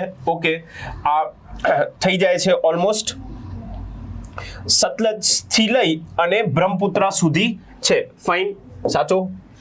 હિમાલય પર્વતમાળાની પહોળાઈ પશ્ચિમથી પૂર્વ તરફ ઘટતી જાય છે. શું છે? પહોળાઈ ઘટતી જાય છે. જોઈએ ચલો. આ પશ્ચિમ ભાગ હિમાલયનો અને આ પૂર્વ ભાગ, તો અહીંયા આપણને એની પહોળાઈ ઘણી વધારે જોવા મળે છે, જ્યારે અહીંયા પહોળાઈ ઓછી છે. વાક્ય નંબર 2 પણ સાચું. હિમાલય પર્વતમાળાના પશ્ચિમ ભાગની ઊંચાઈમાં પૂર્વ ભાગની સરખામણીએ વધુ વિવિધતા જોવા મળે છે.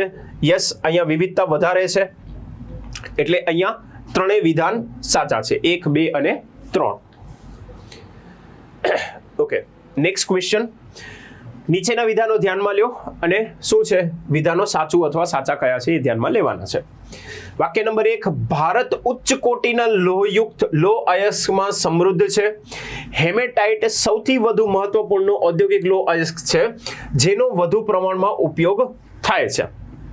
યસ, બંને સાચા, બરાબર. કેમ કે ભારતમાં આ લોખંડ અથવા લોહ અયસ્ક જે છે એ અગેન તમને આ છોટા નાગપુર ઉચ્ચ પ્રદેશ વાળા એરિયામાં મળશે. ઓકે, ઝારખંડ, છત્તીસગઢ, ઓડિશા વાળો જે બેલ્ટ છે જ્યાં મોટા ભાગના જે સ્ટીલ પ્લાન્ટ્સ પણ આવેલા છે, બોકારો, ભિલાઈ વગેરે, ઓકે, રાઉરકેલા એક્સેટ્રા. તો અહીંયા આયર્ન એન્ડ સ્ટીલ ઇન્ડસ્ટ્રી પણ સારી ડેવલપ થયેલી છે. રીઝન, ત્યાં એ નજીક પડે છે, રો મટીરિયલ આપણને કાચું માલ નજીક મળે એટલે સ્વાભાવિક છે કે ત્યાં એ ઇન્ડસ્ટ્રી ડેવલપ થાય. જેમ કે ગુજરાત, તો ગુજરાત પાસે લોહ અયસ્ક નથી અથવા ધાતુમય ખનિજો ઓછા પ્રમાણમાં છે, તો ગુજરાતમાં થોડી iron and steel industry develop થશે ફ્રેન્ડ્સ, રાઈટ. તો એક પોઈન્ટ આ પણ ધ્યાનમાં રાખજો કે ઝારખંડ, છત્તીસગઢ વાળા બેલ્ટમાં શા માટે iron and steel industry develop થયેલી છે, તો કાચો માલ નજીકમાં મળે છે એના લીધે. જોઈએ નેક્સ્ટ ક્વેશ્ચન. કયા પ્રકારના વિમાનને જેટ સ્ટ્રીમમાં ઉડાન ભરવાથી સૌથી વધુ ફાયદો થાય છે? જવાબ છે વ્યવસાયિક મુસાફરી વિમાન, કોમર્શિયલ પેસેન્જર પ્લેન. મિત્રો અહીંયા કન્ફ્યુઝન એ ન થાય, જેમ કે આ જે જેટ સ્ટ્રીમ છે, આ જેટ સ્ટ્રીમની શોધ થઈ હતી સેકન્ડ વર્લ્ડ વોર વખતે. સેકન્ડ વર્લ્ડ વોરની એક બહુ અગત્યની ઘટના કે યુએસએ જાપાન ઉપર એટમ બોમ્બ ફેંક્યા. ઓકે, મતલબ હવે આપણે પ્રશાંત મહાસાગરની સાપેક્ષે બંનેની લોકેશન જોઈએ તો જાપાન અહીંયા છે અને યુએસએ આ બાજુ છે. મતલબ યુએસએ એ જાપાનના પૂર્વ ભાગમાં પડે અને અમેરિકાના પશ્ચિમ ભાગમાં જાપાન પડે. એટલે જ્યારે સપોઝ તમે વિચારો કે અમેરિકાથી કોઈ પ્લેનને જાપાન તરફ આવવું હોય તો એ આ દિશામાં આવશે અને જાપાનથી યુએસએ તરફ જવું હોય તો આ રીતે જશે. આપણને જેટ સ્ટ્રીમ ખબર છે કે જેટ સ્ટ્રીમ કેવા પવનો છે? કાયમી ધોરણે વહેતા પશ્ચિમી પવન છે, એ આ દિશામાં જ વહેતા હશે, વેસ્ટર્ન વિન્ડ્સ છે, બરાબર. તો હવે તમે સમજો કે એ જે ફાઇટર જેટ્સ હશે એ જ્યારે અમેરિકાથી જાપાન આવશે ત્યારે એ પવન દિશાની વિરોધ દિશામાં આવશે, એટલે એની શું થાય? ઈંધણની કાર્યક્ષમતા ઘટે. ઓકે, જ્યારે જાપાનથી યુએસએ જાય છે તો શું કરશે? જેટ સ્ટ્રીમ એને ધક્કો મારશે પાછળથી, એટલે એ ઓછા ફ્યુઅલમાં પહોંચી જશે, રાઈટ. ને આ વસ્તુ આપણે પણ વ્યક્તિગત રીતે ફીલ કરી હશે કે જ્યારે આપણે સાયકલ ચલાવતા હોઈએ અને પવન આપણી સામે આવતો હોય ને તો આપણે વધારે પેડલિંગ કરવું પડે. ઓકે, આનાથી ઓપોઝિટ અગેન કે પવનની દિશામાં જ આપણે જતા હોઈએ તો આપણે ઓછા પેડલ મારી અને આપણે સ્પીડમાં જઈ શકીએ છીએ. તો જેટ સ્ટ્રીમની શોધ સેકન્ડ વર્લ્ડ વોર વખતે થઈ એ બરાબર છે, પણ મેક્સિમમ જે પ્લેન્સ ઉડતા હોય છે એ કેવા છે? પેસેન્જર પ્લેન્સ ઉડતા હોય છે ને વિશ્વમાં. ફાઇટર જેટ્સ થોડી કઈ રૂટીન યુઝમાં લેવાતા હોય, એ તો યુદ્ધના સમયમાં કે એ રીતે અપવાદરૂપ સંજોગોમાં જ ફાઇટર જેટ્સ ઉડતા હોય છે. તો સૌથી વધુ ફાયદો કોને છે? તો વ્યવસાયિક મુસાફરી વિમાનોને થાય છે. ભલે એની શોધ વર્લ્ડ વોર વખતે એ ફાઇટર જેટ દ્વારા થઈ હતી એટલે એને ફાઇટર જેટ અથવા એ ફાઇટર જેટ ઉપરથી એનું નામ જેટ સ્ટ્રીમ પડ્યું છે. ચલો જોઈએ નેક્સ્ટ. વિધાનો સાચા ચકાસવાના છે. ગેડ પર્વત અથવા ફોલ્ડ માઉન્ટેન્સ વિશે નીચેના વિધાનો ધ્યાનમાં લ્યો. હિમાલય અને રોકીઝ જૂના ગેડ પર્વતોના ઉદાહરણ છે. અહીંયા ટ્રેપમાં ફસાઈ જવાય. હિમાલય ગેડ પર્વત છે એ વિધાન સાચું, હિમાલય ગેડ પર્વતનું ઉદાહરણ નથી એ નથી, એ 100% રાઈટ છે, પણ મુદ્દો એ છે કે હિમાલય એ યુવા પર્વતમાળા છે, નહીં કે જૂની પર્વતમાળા, એટલે વિધાન ખોટું પડે. ગેડ પર્વતો તીવ્ર ભૂકંપ અને જ્વાળામુખીની પ્રવૃત્તિ સાથે સંકળાયેલો વિસ્તાર છે, રાઈટ. ઓકે, કારણ કે તમને ખબર હશે કે હિમાલય જે છે એ ફોલ્ટ લાઇન ઉપર આવેલા છે, મતલબ જ્યાં યુરેશિયન પ્લેટ અને ઇન્ડો ઓસ્ટ્રેલિયન પ્લેટ આ બંને જ્યાં ભેગી થાય છે અથવા બંનેની અથડામણ થાય છે ત્યાં એ ફોલ્ડ માઉન્ટેન્સ બનેલા છે, રાઈટ. એટલે ત્યાં તીવ્ર ભૂકંપ સ્વાભાવિક છે, ભૂકંપ અવારનવાર આવતા હોય છે. એ જે બે પ્લેટની જે બાઉન્ડ્રી છે ત્યાં પણ અહીંયા ખાસ આ ધ્યાનમાં રાખજો, ભલે ગેડ પર્વત છે એમાં વાંધો નથી પણ જૂના નથી, એ નવા છે. ચલો નેક્સ્ટ. વાતાવરણના બંધારણના વિશે નીચેના વિધાનો ધ્યાનમાં લ્યો. કયા વિધાન ધ્યાનમાં લેવાના છે? ખોટું અથવા ખોટા વિધાનો ધ્યાનમાં લેવાના છે. નાઇટ્રોજન અને ઓક્સિજન પછી આર્ગોન વાતાવરણમાં ત્રીજો સૌથી વધુ વિપુલ પ્રમાણમાં રહેલ વાયુ છે. ભેજની ટકાવારી ઊંચાઈ સાથે વધે છે અને મધ્યવરણમાં સૌથી વધુ છે. કાર્બન ડાયોક્સાઇડ પાર્થિવ વિકિરણોના શોષણ દ્વારા પૃથ્વીના તાપમાનને નિયંત્રિત કરવામાં મહત્વપૂર્ણ ભૂમિકા ભજવે છે. ઓકે, તો અહીંયા ફક્ત બે જે છે એ ખોટું છે, કારણ કે ઊંચાઈ સાથે ભેજનું પ્રમાણ શું થાય? ઘટે, ન કે વધે. તો અહીંયા વાક્ય નંબર 2 જે છે એ ખોટું છે. ચલો જોઈએ નેક્સ્ટ. વાતાવરણ, પૃથ્વીના વાતાવરણને 5 વિવિધ સ્તરોમાં વહેંચવામાં આવે છે. નીચેનામાંથી કયા સ્તરોમાં ઊંચાઈની સાથે તાપમાનમાં વૃદ્ધિ થાય છે? મતલબ સામાન્ય રીતે આપણે એવું કહીએ કે તાપમાન જે છે એ ઊંચાઈ વધવાની સાથે ઘટતું હોય, બરાબર? એ તાપમાનનો એક સામાન્ય સ્વભાવ છે. પણ ઊંચાઈ વધે અને તાપમાન પણ વધે, આને કહેવાય તાપમાન વ્યુત્ક્રમણ. એને ઇંગ્લિશમાં આપણે કહીએ ટેમ્પરેચર ઇન્વર્ઝન. તો પ્રશ્ન એ છે કે ઊંચાઈ વધવાની સાથે તાપમાન ક્યાં વધે, મતલબ તાપમાન વ્યુત્ક્રમણ તમને કયા સ્તરમાં જોવા મળે છે? ઓકે, તાપમાનમાં પણ વૃદ્ધિ થાય છે. શોભાવરણ, સમતાપાવરણ, મધ્યાવરણ અને આયનાવરણ. અને પાંચમું કયું? બાહ્યાવરણ. ઓકે, એટલે કન્ફ્યુઝન એ ન થાય કે અહીંયા લખેલું છે 5, ઓપ્શનમાં 4 છે, તો પાંચમું છે બાહ્યાવરણ, એક્ઝોસ્ફિયર. તો જોઈએ અહીંયા મેપ. અહીંયા આજે તમને લાલ લીટી દેખાય છે એ છે તાપમાનની. તો પહેલું છે ટ્રોપોસ્ફિયર, સ્ટ્રેટોસ્ફિયર, મેસોસ્ફિયર ને થર્મોસ્ફિયર, જેને આયનાવરણ પણ કહીએ આપણે. તો અહીંયા ટ્રોપોસ્ફિયરમાં શું થાય છે? ઊંચાઈ વધવાની સાથે તાપમાન ઘટે છે, એટલે અહીંયા ક્ષોભાવરણ નહીં આવે. સ્ટ્રેટોસ્ફિયર, સમતાપાવરણ, ઊંચાઈ વધવાની સાથે તાપમાન વધે છે, યસ, સમતાપાવરણ. મધ્યાવરણ, તો અહીંયા પાછું ઘટે છે એટલે મધ્યાવરણ નહીં આવે. આયનાવરણ અથવા ઉષ્માવરણ, અહીંયા પણ ઊંચાઈની સાથે વધે છે. તો આપણે આપણો જવાબ મળી ગયો 2 અને 4. એટલે આન્સર ઇઝ ડી. ચલો જોઈએ નેક્સ્ટ. વાતાવરણીય દબાણ અને પવનની ગતિની નીચે આપેલ લાક્ષણિકતાઓમાંથી કઈ સાચી છે? દબાણ પટ્ટાનું નિર્માણ મુખ્યત્વે પૃથ્વીની સપાટીનું વિભિન્ન રીતે ગરમ થવાના કારણે થાય છે. કોરોલિસ બળ ઉત્તર ગોળાર્ધમાં પવનને ડાબી બાજુ વાળે છે. ખોટું, જમણી બાજુ. જેટ સ્ટ્રીમ્સ સાંકડા વિસ્તારમાં પ્રવાહિત ઉચ્ચ ગતિવાળા પવનો છે જે નીચલા સમતાપ આવરણમાં વહે છે. ઓકે, સાચું. હે મિત્રો, આગળ આપણે એક વાત કરી કે ઘણી વખત કેવું થાય કે આપણને એક પોઈન્ટ ખબર હોય ને તો આપણો જવાબ સાચો મળી જાય ડાયરેક્ટલી. તો અહીંયા સપોઝ વાક્ય નંબર 2 ખોટું છે, તો એ, બી અને ડી એ ત્રણેય રૂલ આઉટ થઈ ગયા, ઓટોમેટિક જવાબ સી આવી ગયો. પછી વાંચવાની પણ જરૂર નથી કે નીચેનામાંથી કયા વિધાનો છે સાચા છે નથી, વોટેવર જે આપેલું છે એ અંદર સાચું જ હશે. ચલો, કેમ કે કોરિયોલિસ ફોર્સ જે છે એ ઉત્તર ગોળાર્ધમાં જમણી બાજુ અને દક્ષિણ ગોળાર્ધમાં ડાબી બાજુ પવનને ફંટાવે છે. જોઈએ નેક્સ્ટ. સાચા વિધાનો ચકાસવાના છે.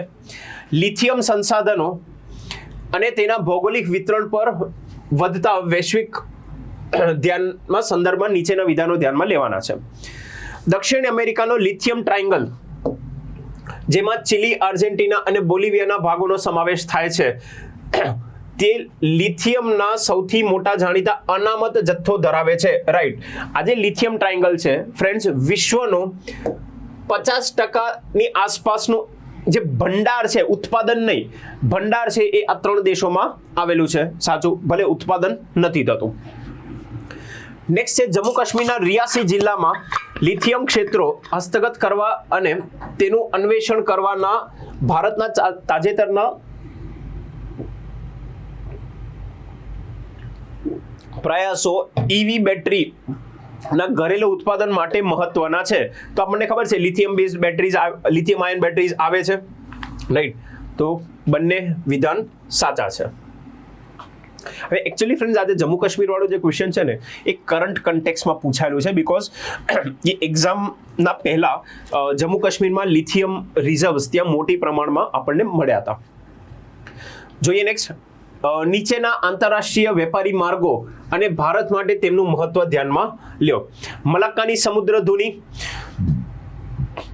ફ્રેન્ડ્સ એક પોઈન્ટ જે આના સંદર્ભમાં ધ્યાનમાં લેશો એ છે ગ્રેટ નિકોબાર પ્રોજેક્ટ. ઓકે, જે કરંટ ચર્ચામાં છે.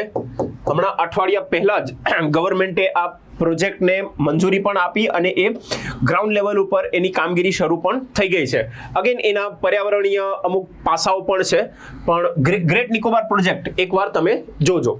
ઓકે, એ આ સ્ટેટ ઓફ મલક્કા જે છે એના સંદર્ભમાં સરકારે કીધું છે કે આપણને સ્ટેટ ઓફ મલક્કા જે સ્ટ્રેટેજિક લોકેશન છે એની જહાજોના અવર જવર માટે, તો ત્યાં આપણે ટ્રાન્સશિપમેન્ટ હબ ડેવલપ કરશું તો ભારતને ફાયદો થશે. એક આ પોઈન્ટ છે આમાં. ચલો, મલક્કાની સમુદ્ર ધુની ભારતના તેલની આયાત માટે મુખ્ય માર્ગ છે. ખોટું, કેમ કે મલક્કાની સમુદ્ર ધુની ક્યાં છે? Indonesia, Singapore. ઓકે, અને ત્યાંથી આપણે તેલની આયાત નથી કરતા, એટલે પોઈન્ટ નંબર 1 જે છે એ ખોટું. મળી ગયું ડાયરેક્ટ જવાબ. ચલો, તેમ છતાં જોઈ લઈએ. સુએઝ નહેર યુરોપ તથા ભારતના વેપાર માટે મોટો ટૂંકો દરિયાઈ માર્ગ છે. રાઈટ. સુએઝ કેનાલ જે છે એ ઇજિપ્ત પાસે છે અને ત્યાંથી આપણા માટે એ યુરોપ અને ભારતને કનેક્ટ કરે છે. અને સુએઝ નહેર જે છે એ તમને ખ્યાલ હશે કે અંગ્રેજોના ઇતિહાસ વખતે, એટલે એ બ્રિટિશ શાસન દરમિયાન એ સુએઝ કેનાલ બનાવવામાં આવી હતી. પનામા નહેર આફ્રિકા સાથે ભારતના વેપાર માટે પ્રાથમિક માર્ગ છે. ખોટું, બીકોઝ જે પનામા નહેર છે ક્યાં છે? ઉત્તર અને દક્ષિણ અમેરિકાની વચ્ચે છે. તો આફ્રિકા તો એના પૂર્વ ભાગમાં પડે, એટલે ક્યાંય લોકેશનનો ક્યાંય છેડા અડતા જ નથી, એટલે પનામા નહેર ખોટું. આફ્રિકા આવશે નહીં, તો જવાબ આવશે ફક્ત 2. એટલે મિત્રો, કહેવાનો મતલબ એ છે કે તમે જ્યારે પ્રશ્ન સોલ્વ કરો અને સપોઝ તમને ખબર પડી કે એક ખોટું છે અને તમારો જવાબ જો ડાયરેક્ટ આવે છે, તો બાકીના 2 પોઈન્ટ વાંચવા ટાઈમ બગાડવાનું જ નથી એક્ઝામના દિવસે. ઓકે, ચલો નેક્સ્ટ જોઈએ. હવે નીચેનામાંથી કયું અથવા કયા વિધાનો ખંડીય છાજલી અને ખંડીય ઢાળ વચ્ચેનો તફાવત યોગ્ય રીતે સમજાવે છે? ખંડીય છાજલી ખંડોના છીછરા ડૂબી ગયેલો ભાગ છે, જ્યારે ખંડીય ઢોળાવ ખંડોની સાચી ધાર અથવા એનો છેડો દર્શાવે છે. જોઈએ ઇમેજમાં. તો આ જે ભાગ છે, ઓકે, મતલબ ખંડનું જે ભાગ દરિયામાં ડૂબેલું છે, આ સપોઝ આ જે ભાગ છે એ દરિયામાં ડૂબેલું છે. ઓકે, પણ એનો ઢાળ હજી સામાન્ય છે, એકદમ સીધો ઢાળ નથી. એને આપણે કહીએ ખંડીય છાજલી. ઓકે, એટલે ખંડીય છાજલી ખંડનો છીછરું ભાગ છે, દરિયામાં ડૂબેલું છે. એટલે સાચી વાત કે આ ભાગ ખંડીય છાજલી છે અને ખંડનો છેડો દર્શાવે છે. છાજલીઓ સૂર્યપ્રકાશ અને પોષક તત્વોની ઉપલબ્ધતાને કારણે ઉચ્ચ જૈવિક ઉત્પાદકતા ધરાવતા સ્થળો છે. રાઈટ. અહીંયા જૈવિક ઉત્પાદકતા પણ વધારે છે. નદીઓ દ્વારા લાવવામાં આવેલા કાંપના નિક્ષેપણના લીધે સમુદ્રી ઢોળાવનું નિર્માણ થાય છે. આજે તમને ઢોળાવ દેખાય છે, રાઈટ. એના નિર્માણ માટે નદીઓનું પ્રવાહ એ પ્રાથમિક કારણ છે. બીકોઝ જ્યારે અહીંયાથી આવતી નદીઓ પોતાની સાથે કાંપનું નિક્ષેપણ કરશે અને આગળ જઈ અને એ શું કરે છે કે આ દરિયાની અંદરની જે સપાટી છે, ઓકે, દરિયાની અંદરની જમીનની સપાટી એનું ધોવાણ કરશે. એટલે આ રીતના ક્રેક્સ પણ બનતા હોય છે ઘણી વખત. તો એ અહીંયા સાચું છે. Okay, right. ખંડીય ઢોળાવનું નિર્માણ એના લીધે થાય છે, એટલે અહીંયા જવાબ આવશે ડી, નહીં કે બી. અહીંયા એક મિસ્ટેક છે, ધ્યાનમાં રાખશો. ચલો નેક્સ્ટ. નીચે આપેલા રાષ્ટ્રીય ઉદ્યાનોની જોડી અને તેમના સંબંધિત સ્થાનો ધ્યાનમાં લ્યો. વાલ્મીકી બિહાર, એટલે અહીંયા આપણે યોગ્ય રીતે જોડાયેલી છે એ આપણે જોવાનું છે. વાલ્મીકી બિહાર સાચું. સાયલેન્ટ વેલી કેરલા, કંચનજંગા સિક્કિમ. રણ અથવા ડેઝર્ટ રાષ્ટ્રીય ઉદ્યાન ગુજરાત, આ ખોટું. આ આવશે રાજસ્થાન. અહીંયા કન્ફ્યુઝન ન થાય ખાસ. ડેઝર્ટ નેશનલ પાર્ક પૂછ્યું છે, વાઇલ્ડ લાઈફ સેન્ચ્યુરી નહીં. નેશનલ પાર્ક રાજસ્થાનમાં છે, જેસલમેર વાળો એરિયા. એટલે અહીંયા 1, 2 અને 3 એ સાચી રીતે જોડાયેલી છે જોડકી. નેક્સ્ટ. વાતાવરણીય વિક્ષેપો અને તેમની લાક્ષણિકતાઓના જોડકાને જોડતો યોગ્ય વિકલ્પ પસંદ કરો. યોગ્ય વિકલ્પ પસંદ કરવાનો છે. વાતાવરણીય વિક્ષેપ ચક્રવાત, એન્ટીસાયક્લોન એટલે પ્રતિચક્રવાત, અને આપણે પ્રતિચક્રવાત પણ કહીએ. ટોર્નેડો અને અલ નીનો જોઈએ. ઉચ્ચ દબાણ અને સ્પષ્ટ હવામાન, નીચું દબાણ અને તીવ્ર પવન, ફનલ આકારનો ઝડપી ફરતો સ્તંભ જે ટોર્નેડો છે, તો આપણે મૂવીઝમાં જોયું હશે કે આ રીતનું કંઈક સ્ટ્રક્ચર હોય. તો એ સિલિન્ડ્રિકલ શેપ ધારણ કરે છે. અલ નીનો પેસિફિક મહાસાગરનું પાણીનું ગરમ થવું, તો આ જોડકામાં કયું જોડાશે? તો સી અને ડી એ તો પરફેક્ટ સામે જ છે, જ્યારે એ ને બી જે છે એ ક્રોસ આપેલા છે. ઓકે, કે ચક્રવાત હોય ત્યાં કેવું હોય? લો પ્રેશર હોય, ને એન્ટી સાયક્લોન હોય ત્યાં કેવું હોય? હાઈ પ્રેશર હોય. તો અહીંયા ખાલી આ પોઈન્ટ ક્રોસ જોડાયેલું થશે. નેક્સ્ટ, નીચેનામાંથી ભારતમાં મુખ્ય કુદરતી વનસ્પતિ જંગલના પ્રકારો કયા છે? એટલે ભારતમાં કયા પ્રકારની વનસ્પતિ મળે છે? ઉષ્ણકટિબંધીય, પાનખર, આલ્પાઇન અને શંકુદ્રુમ જંગલ, 3 મળે છે. અંદમાન નિકોબાર ટાપુઓ એક જળરાશિ દ્વારા અલગ પડે છે, તેનું નામ શું છે? તો આ ક્વેશ્ચન મિત્રો ઘણી વખત રિપીટ થઈ ચૂક્યું છે. અહીંયા જવાબ છે 10 ડિગ્રી ચેનલ, જે આપણને અહીંયા ઇમેજમાં પણ દેખાય છે. હવે 10 ડિગ્રી એટલે શું? સ્વાભાવિક છે કે અક્ષાંશનો નંબર છે આ, એટલે 10 ડિગ્રી ચેનલ એ ઉત્તરમાં અંદમાન અને દક્ષિણમાં નિકોબાર દ્વીપ સમૂહોને અલગ પાડે છે. હવે અહીંયા સાઉથ અંદમાન અને લિટલ અંદમાન, ઓકે, આ બેને કયું અલગ કરે છે? તો ડંકન પેસેજ અલગ કરે છે. પછી મ્યાનમાર અને ભારત, એટલે મ્યાનમારના કોકો ટાપુ છે અને ભારતનું અંદમાન ટાપુ, એને અલગ કરે છે કોકો ચેનલ. અને આપણે દક્ષિણમાં જો જોઈએ તો નિકોબાર ટાપુ એટલે અંદમાન નિકોબાર અને ઇન્ડોનેશિયા, આ બેને શું અલગ કરે છે? કે ગ્રેટ ચેનલ, અને 6 ડિગ્રી ચેનલ પણ કહેવાય છે ગ્રેટ ચેનલને. ઓકે, તો આ ધ્યાનમાં રાખજો. ચલો નેક્સ્ટ ક્વેશ્ચન, ગુજરાતી ભૌગોલિકતા વિશે નીચેનામાંથી કયું સાચું નથી? કચ્છનું રણ એક ખારું કળણ છે. કાઠિયાવાડ દ્વીપકલ્પ એક જ્વાળામુખી ઉચ્ચ પ્રદેશ છે. ગિરનાર ગુજરાતનું સૌથી ઊંચું શિખર છે. સમુદ્રને મળતા પહેલા તાપી નદી મુખ ત્રિકોણ બનાવે છે. તો અહીંયા જવાબ આવશે આ, બીકોઝ સાચું નથી. તો તાપી નદી એ મુખ ત્રિકોણ બનાવતી નથી. ઓકે, બીકોઝ જે પશ્ચિમ તરફ વહેતી નદીઓ છે એ સામાન્ય રીતે મુખ ત્રિકોણ બનાવતી નથી. પૂર્વ તરફ વહેતી નદીઓ, મતલબ બંગાળની ખાડી તરફ વહેતી જે નદીઓ છે એ મુખ ત્રિકોણ બનાવે છે. એનું એક સિમ્પલ કારણ શું છે? તો કે તટીય વિસ્તાર એ પૂર્વ ઘાટનું પૂર્વ બાજુનો જે તટીય મેદાન છે એ પહોળું છે, જ્યારે પશ્ચિમ ઘાટનું પશ્ચિમ ભાગ એટલે પશ્ચિમ તટીય મેદાન એ સાંકડું છે. એટલે ડેલ્ટા બનાવવા માટે જગ્યા જ નથી, તો ડેલ્ટા બનશે કઈ રીતે? ચલો જોઈએ નેક્સ્ટ. નીચેનામાંથી ભારતમાં મુખ્ય વંશીય જૂથો કયા છે? ઇન્ડો આર્યન, દ્રવિડિયન, મોંગોલોઇડ કે આફ્રો એશિયાટિક? અહીંયા મિત્રો જવાબ છે 1, 2 અને 3. કારણ આફ્રો એશિયાટિક જે છે એ તમને નોર્થ ઈસ્ટ આફ્રિકા અથવા આ જે ઇજિપ્ત વાળો જે એરિયા પડે છે, ઓકે, આ એરિયામાં તમને આ પ્રજાતિ અથવા રેસ જોવા મળશે. જેમ કે ઇન્ડો આર્યન, તો તમને ખબર છે કે ઉત્તર ભારત ઓલમોસ્ટ એ આર્યન રેસ છે, દક્ષિણ ભારત એ દ્રવિડિયન રેસ છે, અને પૂર્વોત્તર ભારત એ મોંગોલોઇડ રેસ છે. તો આ 3 તો આપણને ક્લિયરલી ભારતમાં જોવા મળે છે. જોઈએ નેક્સ્ટ, ભારતમાં શહેરીકરણ વિશે નીચેના વિધાનો ધ્યાનમાં લ્યો અને વિધાન સાચા ચકાસવાના છે. ભારતની શહેરી વસ્તી 30% વધુ છે. 2011 વસ્તી ગણતરી મુજબ 31.1%, એટલે રાઈટ 30% થોડીક વધારે છે. પૂર્વ ભારતમાં શહેરી વૃદ્ધિ સૌથી ઝડપી છે. મુંબઈ વસ્તીની દ્રષ્ટિએ સૌથી મોટું મહાનગર છે. ખોટું. આ 2nd નંબર ઉપર આવે, ફર્સ્ટ આવે દિલ્હી. એટલે વાક્ય નંબર 3 ખોટું છે. જો આવી ગયું જવાબ. ડાયરેક્ટ ચોથું પોઈન્ટ વાંચવાની જરૂર જ નથી, તેમ છતાં જોઈ લઈએ. ઝૂંપડપટ્ટી એક મુખ્ય શહેરી સમસ્યા છે. ઓકે છે, વાંધો નહીં. તો એ જવાબ આવશે 1 અને 4.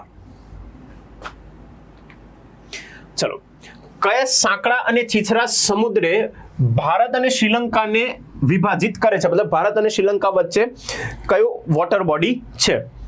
એ છે પાકની સમુદ્ર ધુની. ઓકે, અહીંયા છે મન્નારનો અખાત અને આ છે પાકની સમુદ્ર ધુની, જે ભારત અને શ્રીલંકાને વિભાજિત કરે છે. ચલો જોઈએ નેક્સ્ટ. ભૂકંપ વિશે નીચેના વિધાનો ધ્યાનમાં લ્યો અને વિધાન આપણે સાચા ચકાસવાના છે. ભૂકંપના કેન્દ્રથી સીધા ઉપર આવીએ એટલે પૃથ્વીની સપાટી પરના બિંદુને એપિસેન્ટર કહેવાય. રાઈટ.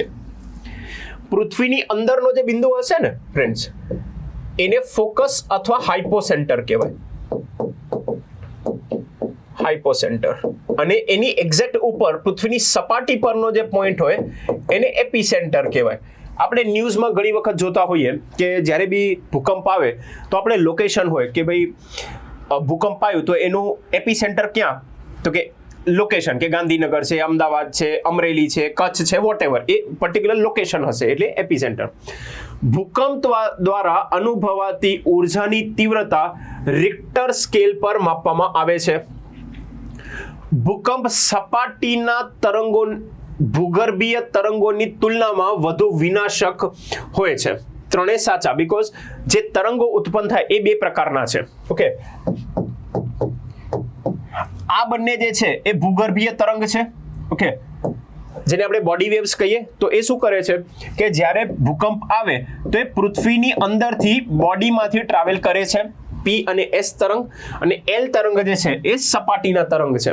તો એલ તરંગ સૌથી વિનાશક અથવા સપાટીના તરંગ જે છે એ સૌથી વિનાશક હોય છે. જોઈએ નેક્સ્ટ.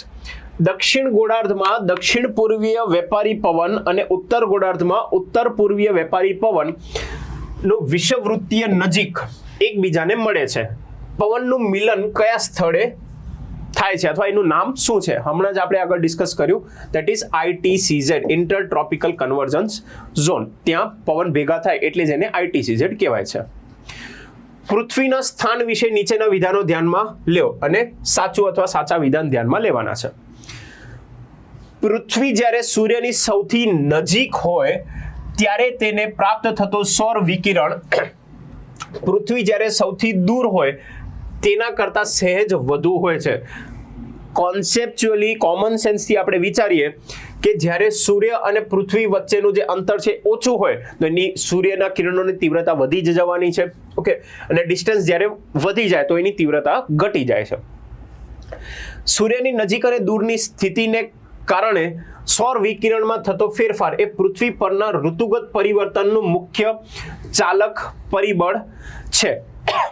ના, કારણ હમણાં જ આપણે આગળ ડિસ્કસ કર્યું કે ઋતુ સર્જાવા માટે ના જે બે કારણો છે એ છે રિવોલ્યુશન અને પૃથ્વીનું અક્ષીય નમન, નહીં કે પૃથ્વી ને સૂર્ય વચ્ચેનું અંતર. ઓકે, એટલે અંતરથી કોઈ સિઝનમાં ફેરફાર થતું નથી. હા, સૌર કિરણોની તીવ્રતામાં ચોક્કસપણે થોડુંક ફેરફાર થાય છે. ઓકે, અને ફ્રેન્ડ્સ અહીંયા જ્યારે સૂર્ય અને પૃથ્વી વચ્ચે જે અંતર છે એ આખા વર્ષ દરમિયાન સૌથી ઓછું હોય, મતલબ મિનિમમ અંતર છે, એને આપણે કહીશું પેરીહિલિયન. અને આખા વર્ષ દરમિયાન જ્યારે અંતર મેક્સિમમ હોય એને આપણે કહીએ એપહિલિયન. ઓકે, આ શબ્દો ધ્યાનમાં રાખજો, પૂછાયેલા પ્રશ્નો છે આ પણ. ચલો નેક્સ્ટ. ઓકે, આ રહ્યો, આવી જ ગયું પ્રશ્ન. નીચેના વિધાનો ધ્યાનમાં લ્યો અને સાચું અથવા સાચા વિધાન ધ્યાનમાં લેવાના છે. ઉપસૌર એટલે પેરીહિલિયનની સ્થિતિમાં પૃથ્વીને એપહિલિયનની સરખામણીમાં વધુ સૂર્યાઘાત પ્રાપ્ત થાય છે. રાઈટ, હમણાં જોઈ ગયા આપણે, સેમ વસ્તુ છે. અપસૌર અને ઉપસૌરની સ્થિતિમાં સૂર્યાઘાતની ભિન્નતાના કારણે પૃથ્વીના દૈનિક હવામાન પર વ્યાપક અસર પડે છે. યસ, ઓકે, કે દૈનિક ફરક પડશે, ઋતુમાં ફરક નહીં પડે, પણ દૈનિક જ્યારે અંતર ઓછું હશે તો દૈનિક તાપમાનમાં વધારો કે ઘટાડો તો થશે ને. ઓકે, એટલે આ પેરીહિલિયન અને આ છે એપહિલિયન. ક્યારે થાય છે? જાન્યુઆરી અને જુલાઈ. સૂર્ય અને પૃથ્વીની સૌથી નજીકની સ્થિતિ જ્યારે અંતર કેટલું હોય, સોરી, દૂરની સ્થિતિ એ છે 147 મિલિયન કિલોમીટર, જે જાન્યુઆરીમાં થાય છે. ત્યારે સૌથી ઓછું અંતર હોય આખા વર્ષ દરમિયાન. જ્યારે જુલાઈમાં એપહિલિયન એટલે આખા વર્ષ દરમિયાન સૌથી વધુ અંતર હોય. કેટલું હોય છે? 152 મિલિયન કિલોમીટર હોય છે જાન્યુઆરી અને જુલાઈ. અહીંયા એક પોઈન્ટ જો ડાયરેક્ટલી યાદ ન રહે તો એક ટ્રીકથી યાદ રાખી દેજો કે જાન્યુઆરી એટલે ડિસેમ્બરમાં આપણે 21-22 તારીખે જોઈ ગયા આગળ કે ડિસેમ્બર 21-22 તારીખ વખતે શિયાળાનું અયનકાળ, એના લગભગ 2 અઠવાડિયા બાદ આ ઘટના બને છે. જ્યારે જૂન મહિનો એટલે જૂન 21 તારીખ આસપાસ જ્યારે સૂર્ય જે છે એ કર્કવૃત ઉપર હોય છે. ઓકે, એટલે ઉનાળાનું અયનકાળ, એના લગભગ 2 અઠવાડિયા બાદ આ ઘટના બનતી હોય છે. એટલે પેરીહિલિયનની ઘટના, સોરી, એપહિલિયનની ઘટના. પેરીહિલિયન એ જાન્યુઆરીમાં થાય છે. ઓકે, ચલો જોઈએ નેક્સ્ટ ક્વેશ્ચન. પશ્ચિમી વિક્ષોભ વિશે નીચેના વિધાનો ધ્યાનમાં લ્યો અને આપણે સાચા વિધાન ધ્યાનમાં લેવાના છે. પશ્ચિમી વિક્ષોભ એ પૂર્વ ભૂમધ્ય સમુદ્ર પર ઉદ્ભવતા અને પશ્ચિમ એશિયા, ઈરાન, અફઘાનિસ્તાન તથા પાકિસ્તાન થઈ અને પૂર્વ તરફ પ્રવાસ કરતા નબળા ચક્રવાત એટલે શેલો સાયક્લોનિક ડિપ્રેશન છે, જે ભારતના ઉત્તર પશ્ચિમ ભાગોમાં પ્રવેશે છે. ઓકે. પશ્ચિમી જેટ સ્ટ્રીમ શિયાળાની ઋતુ દરમિયાન આ વિક્ષોભોને ભારતમાં દોરી આવે છે માં નિર્ણાયક ભૂમિકા ભજવે છે.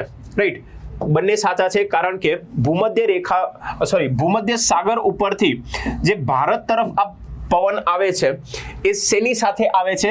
આ જેટ સ્ટ્રીમ જે વહેતા હોય એની સાથે જ. એટલે મેડિટેરેનિયન સી પરથી પાણીનું બાષ્પીભવન થાય, ઉપર જાય અને ઉપર જેટ સ્ટ્રીમ જે વહે છે એની સાથે આપણે ભારત તરફ એ પવન આવે છે. એટલે જેટ સ્ટ્રીમ એ પશ્ચિમી વિક્ષોભને લાવવા માટેનું એક જવાબદાર કારણ છે. અને સિઝન કઈ છે? આપણે આગળ હમણાં જ વાત કરી હતી કે શિયાળાની સિઝન દરમિયાન આ વરસાદ કરે છે. ચલો નેક્સ્ટ. ખનિજ અને ઉદ્યોગો વિશે નીચે આપેલા જોડકા યોગ્ય વિકલ્પ પસંદ કરો અને કયા જોડાયેલા છે વ્યવસ્થિત રીતે. માઇકા, એલ્યુમિનિયમ ઉદ્યોગ, કોકિંગ કોલસો, સિમેન્ટ ઉદ્યોગ, ચૂનાનો પથ્થર, વિદ્યુત ઉદ્યોગ, બોક્સાઇટ, લોખંડ અને પોલાદ એટલે આયર્ન એન્ડ સ્ટીલ ઇન્ડસ્ટ્રી. જવાબ આવશે A3, B4, C2 અને D1. ચલો જોઈએ નેક્સ્ટ. ભારતમાં બાયોસ્ફિયર રિઝર્વ અંગે નીચેની જોડીઓ ધ્યાનમાં લ્યો અને સાચી રીતે જોડાયેલી છે એ આપણે ચકાસવાનું છે. નોકરેક, ગારો પર્વત, સિમલીપાલ, મહેન્દ્રગીરી પર્વત, અગસ્ત્યમલાઈ, પશ્ચિમ ઘાટ. અહીંયા મિત્રો સાચો જવાબ છે 1 અને 3. હવે અહીંયા સિમલીપાલ એ ઓડિશામાં છે, મહેન્દ્રગીરી પર્વત પણ ઓડિશામાં છે, પણ એ લોકેશન અલગ છે. અહીંયા કન્ફ્યુઝન ન થાય ખાલી, બરાબર? એટલે સિમલીપાલ અહીંયા આવશે નહીં. ઓકે મિત્રો, બાયોસ્ફિયર રિઝર્વ જે છે એ તમને ખ્યાલ હશે કે યુનેસ્કોના મેન એન્ડ બાયોસ્ફિયર પ્રોગ્રામ હેઠળ MAB પ્રોગ્રામ હેઠળ એસ્ટાબ્લિશ કરવામાં આવે છે. અને બાયોસ્ફિયર રિઝર્વ ભારતમાં અત્યારે છે 18 અને ફક્ત કેન્દ્ર સરકાર એને જાહેર કરી શકે. અહીંયા રાજ્ય સરકાર પાસે કોઈ સત્તા નથી, જેમ વન્યજીવ અભયારણ્ય અને રાષ્ટ્રીય ઉદ્યાનના સંદર્ભમાં. કારણ વન્યજીવ અભયારણ્ય એ સંવર્તી યાદીનો મુદ્દો છે, જ્યારે બાયોસ્ફિયર રિઝર્વ કારણ કે યુનેસ્કોની સાથે આપણે એસ્ટાબ્લિશ કરીએ તો યુનેસ્કો અને ભારત, તો અહીંયા મુદ્દો કયો આવી જાય? આંતરરાષ્ટ્રીય સંબંધનો મુદ્દો આવી જાય. ને આંતરરાષ્ટ્રીય સંબંધ એ પરિશિષ્ટ 7 હેઠળ કેન્દ્ર યાદીનો મુદ્દો છે, સેન્ટ્રલ લિસ્ટ. એટલે બાયોસ્ફિયર રિઝર્વ ફક્ત કેન્દ્ર સરકાર જાહેર કરી શકે છે. જોઈએ ચલો નેક્સ્ટ.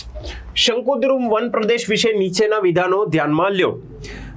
આ પ્રદેશ ટુન્ડ્રા તરીકે ઓળખાય છે, આ પ્રદેશ ટાઇગા તરીકે ઓળખાય છે. વૃક્ષોની મુખ્ય પ્રજાતિઓ સ્પ્રુસ, પાઇન, લાયફીર વગેરેનો સમાવેશ થાય છે. આ પ્રદેશ ઉત્તર કેનેડામાં 50% ઉત્તર અને 60 ડિગ્રી ઉત્તર અક્ષાંશ વચ્ચે વિસ્તરેલો છે. અને વિધાનો આપણે સાચા ચકાસવાના છે. તો મિત્રો અહીંયા એક ખાસ વસ્તુ કહું કે ટુન્ડ્રાનો મીનિંગ થાય ટૂંકું ઘાસ. જે તમને અહીંયા ઇમેજ દેખાય છે, ધીસ ઇઝ ટુન્ડ્રા. એટલે હવે શંકુદ્રુમ જંગલ કેવા હોય? એ કંઈક આ રીતના જે હોય, રાઈટ, વૃક્ષો, એને આપણે શંકુદ્રુમ જંગલ કહીએ. તો આ બે તો વિરોધી થયા, એટલે વાક્ય નંબર 1 તો ખોટું જ પડશે, રાઈટ. એટલે આ અને આ તો ઓટોમેટિક નીકળી જાય છે, રાઈટ. તો અહીંયા જવાબ આવશે 2, 3 અને 4. ટાઇગા તરીકે ઓળખાય છે, પણ ટુન્ડ્રા એટલે ટૂંકું ઘાસ. ચલો નેક્સ્ટ જોઈએ. ભારતમાં લિંગ ગુણોત્તર અંગેના નીચેના વિધાનો ધ્યાનમાં લ્યો. વસ્તી ગણતરી 2011 મુજબ કેરળ ફક્ત એક જ રાજ્ય છે જ્યાં દર 1000 પુરુષોએ 1000 કરતા વધુ સ્ત્રીઓ નોંધાયેલી હતી, રાઈટ. 1084 એ કેરળનું લિંગ ગુણોત્તર છે, એટલે સાચું છે. ભારતમાં બાળ લિંગ ગુણોત્તર એટલે ચાઇલ્ડ સેક્સ રેશિયો જે 0 થી 6 વર્ષ સુધીના બાળકો માટે માપવામાં આવે છે. 1961ની વસ્તી ગણતરીથી લઈ અને 2011 વસ્તી ગણતરી સુધી સતત ઘટાડો થયો છે. સાચું, બંને સાચા છે અહીંયા, રાઈટ. ચલો નેક્સ્ટ. ભારતમાં ખનિજો વિશે નીચેના વિધાનો ધ્યાનમાં લ્યો. વાક્ય નંબર 1, દેશમાં કોઈ પણ મહત્વપૂર્ણ ખનિજોનો પૂરતો ભંડાર નથી અને તે સંપૂર્ણપણે ચીન પર આયાત માટે નિર્ભર કરે છે. હવે અહીંયા મહત્વપૂર્ણ ખનિજ એટલે ઇમ્પોર્ટન્ટ ખનિજ એવું નથી, અહીંયા ભાષાંતર થાય ક્રિટિકલ મિનરલ્સ. અને હમણાં જ આપણે વાત કરી ગયા કે રેર અર્થ મિનરલ્સ જે છે એ one of the critical minerals છે. ઓકે, રેર અર્થ મિનરલ વિશે આપણે આગળ વાત કરી કે ચાઇના 90% ઉત્પાદન કરે છે વિશ્વનું. તો રેર અર્થ મિનરલ્સને ક્રિટિકલ મિનરલ્સ તરીકે પણ ઓળખવામાં આવે છે. રાઈટ, મતલબ એક પેટા વિભાજન છે એનું, સમાનાર્થી તો નથી. એટલે તમે કહી શકો કે દરેક ક્રિટિકલ મિનરલ એ રેર અર્થ નથી, પણ રેર અર્થ દરેક એક ક્રિટિકલ મિનરલ છે. ચલો જોઈએ નેક્સ્ટ, અર્થતંત્ર, ઇલેક્ટ્રોનિક વાહનો અને ચોથી ઔદ્યોગિક ક્રાંતિ. મિત્રો આ પોઈન્ટ ખાસ વાંચજો, IR 4.0 એ ઇમ્પોર્ટન્ટ ટોપિક છે. તરફ આગળ વધશે તેમ ખનિજોની ભૂમિકા વધશે. રાઈટ, અહીંયા બંને વાક્યો સાચા છે. ચલો નેક્સ્ટ, ભારતમાં લોખંડ અને સ્ટીલ ઉદ્યોગના વિતરણ વિશે નીચેના વિધાન ધ્યાનમાં લ્યો અને આપણે સાચું અથવા સાચા વિધાન ધ્યાનમાં લેવાના છે. ભિલાઈ સ્ટીલ પ્લાન્ટની સ્થાપના મુખ્યત્વે લોહ અયસ્કની ખાણોની નિકટતાના આધારે કરવામાં આવી હતી. હમણાં જ આપણે આગળ ચર્ચા કરી કે જે આ ઝારખંડ છત્તીસગઢ વાળો જે બેલ્ટ છે ત્યાં રો મટીરિયલની પ્રોક્સિમિટી એ એક મુખ્ય પરિબળ છે. વિશાખાપટ્ટનમ જે એક મુખ્ય બંદર પણ છે, અને વિશાખાપટ્ટનમ એ ભારતનું સૌથી ઊંડું બંદર છે, આ પણ ધ્યાનમાં રાખજો. સ્ટીલ પ્લાન્ટ મુખ્યત્વે બજાર અને બંદર સુવિધા ની નિકટતા દ્વારા સંચાલિત સ્થાનનું ઉદાહરણ છે. રાઈટ, બંને સાચા છે. ઓકે ફ્રેન્ડ્સ, જેટલા જ્યોગ્રાફીના MCQ એક્ઝામ પર્સપેક્ટિવથી ઇમ્પોર્ટન્ટ છે અથવા અગેન જે પોઈન્ટ્સ રિપીટ થતા હોય કોન્સેપ્ચ્યુઅલી, જેમ કે પૃથ્વી વિશે બેઝિક માહિતી, વાતાવરણની સંરચનાને સંબંધિત વગેરે, અને એના રિલેટેડ જે કોન્સેપ્ટ છે એ PYQ સાથે અહીંયા ચર્ચા કર્યા છે. ઓકે, અને આપ સૌ એક્ઝામમાં ખૂબ સારું પરફોર્મન્સ કરો એ માટે ઓલ ધ બેસ્ટ અને thank you for watching the video.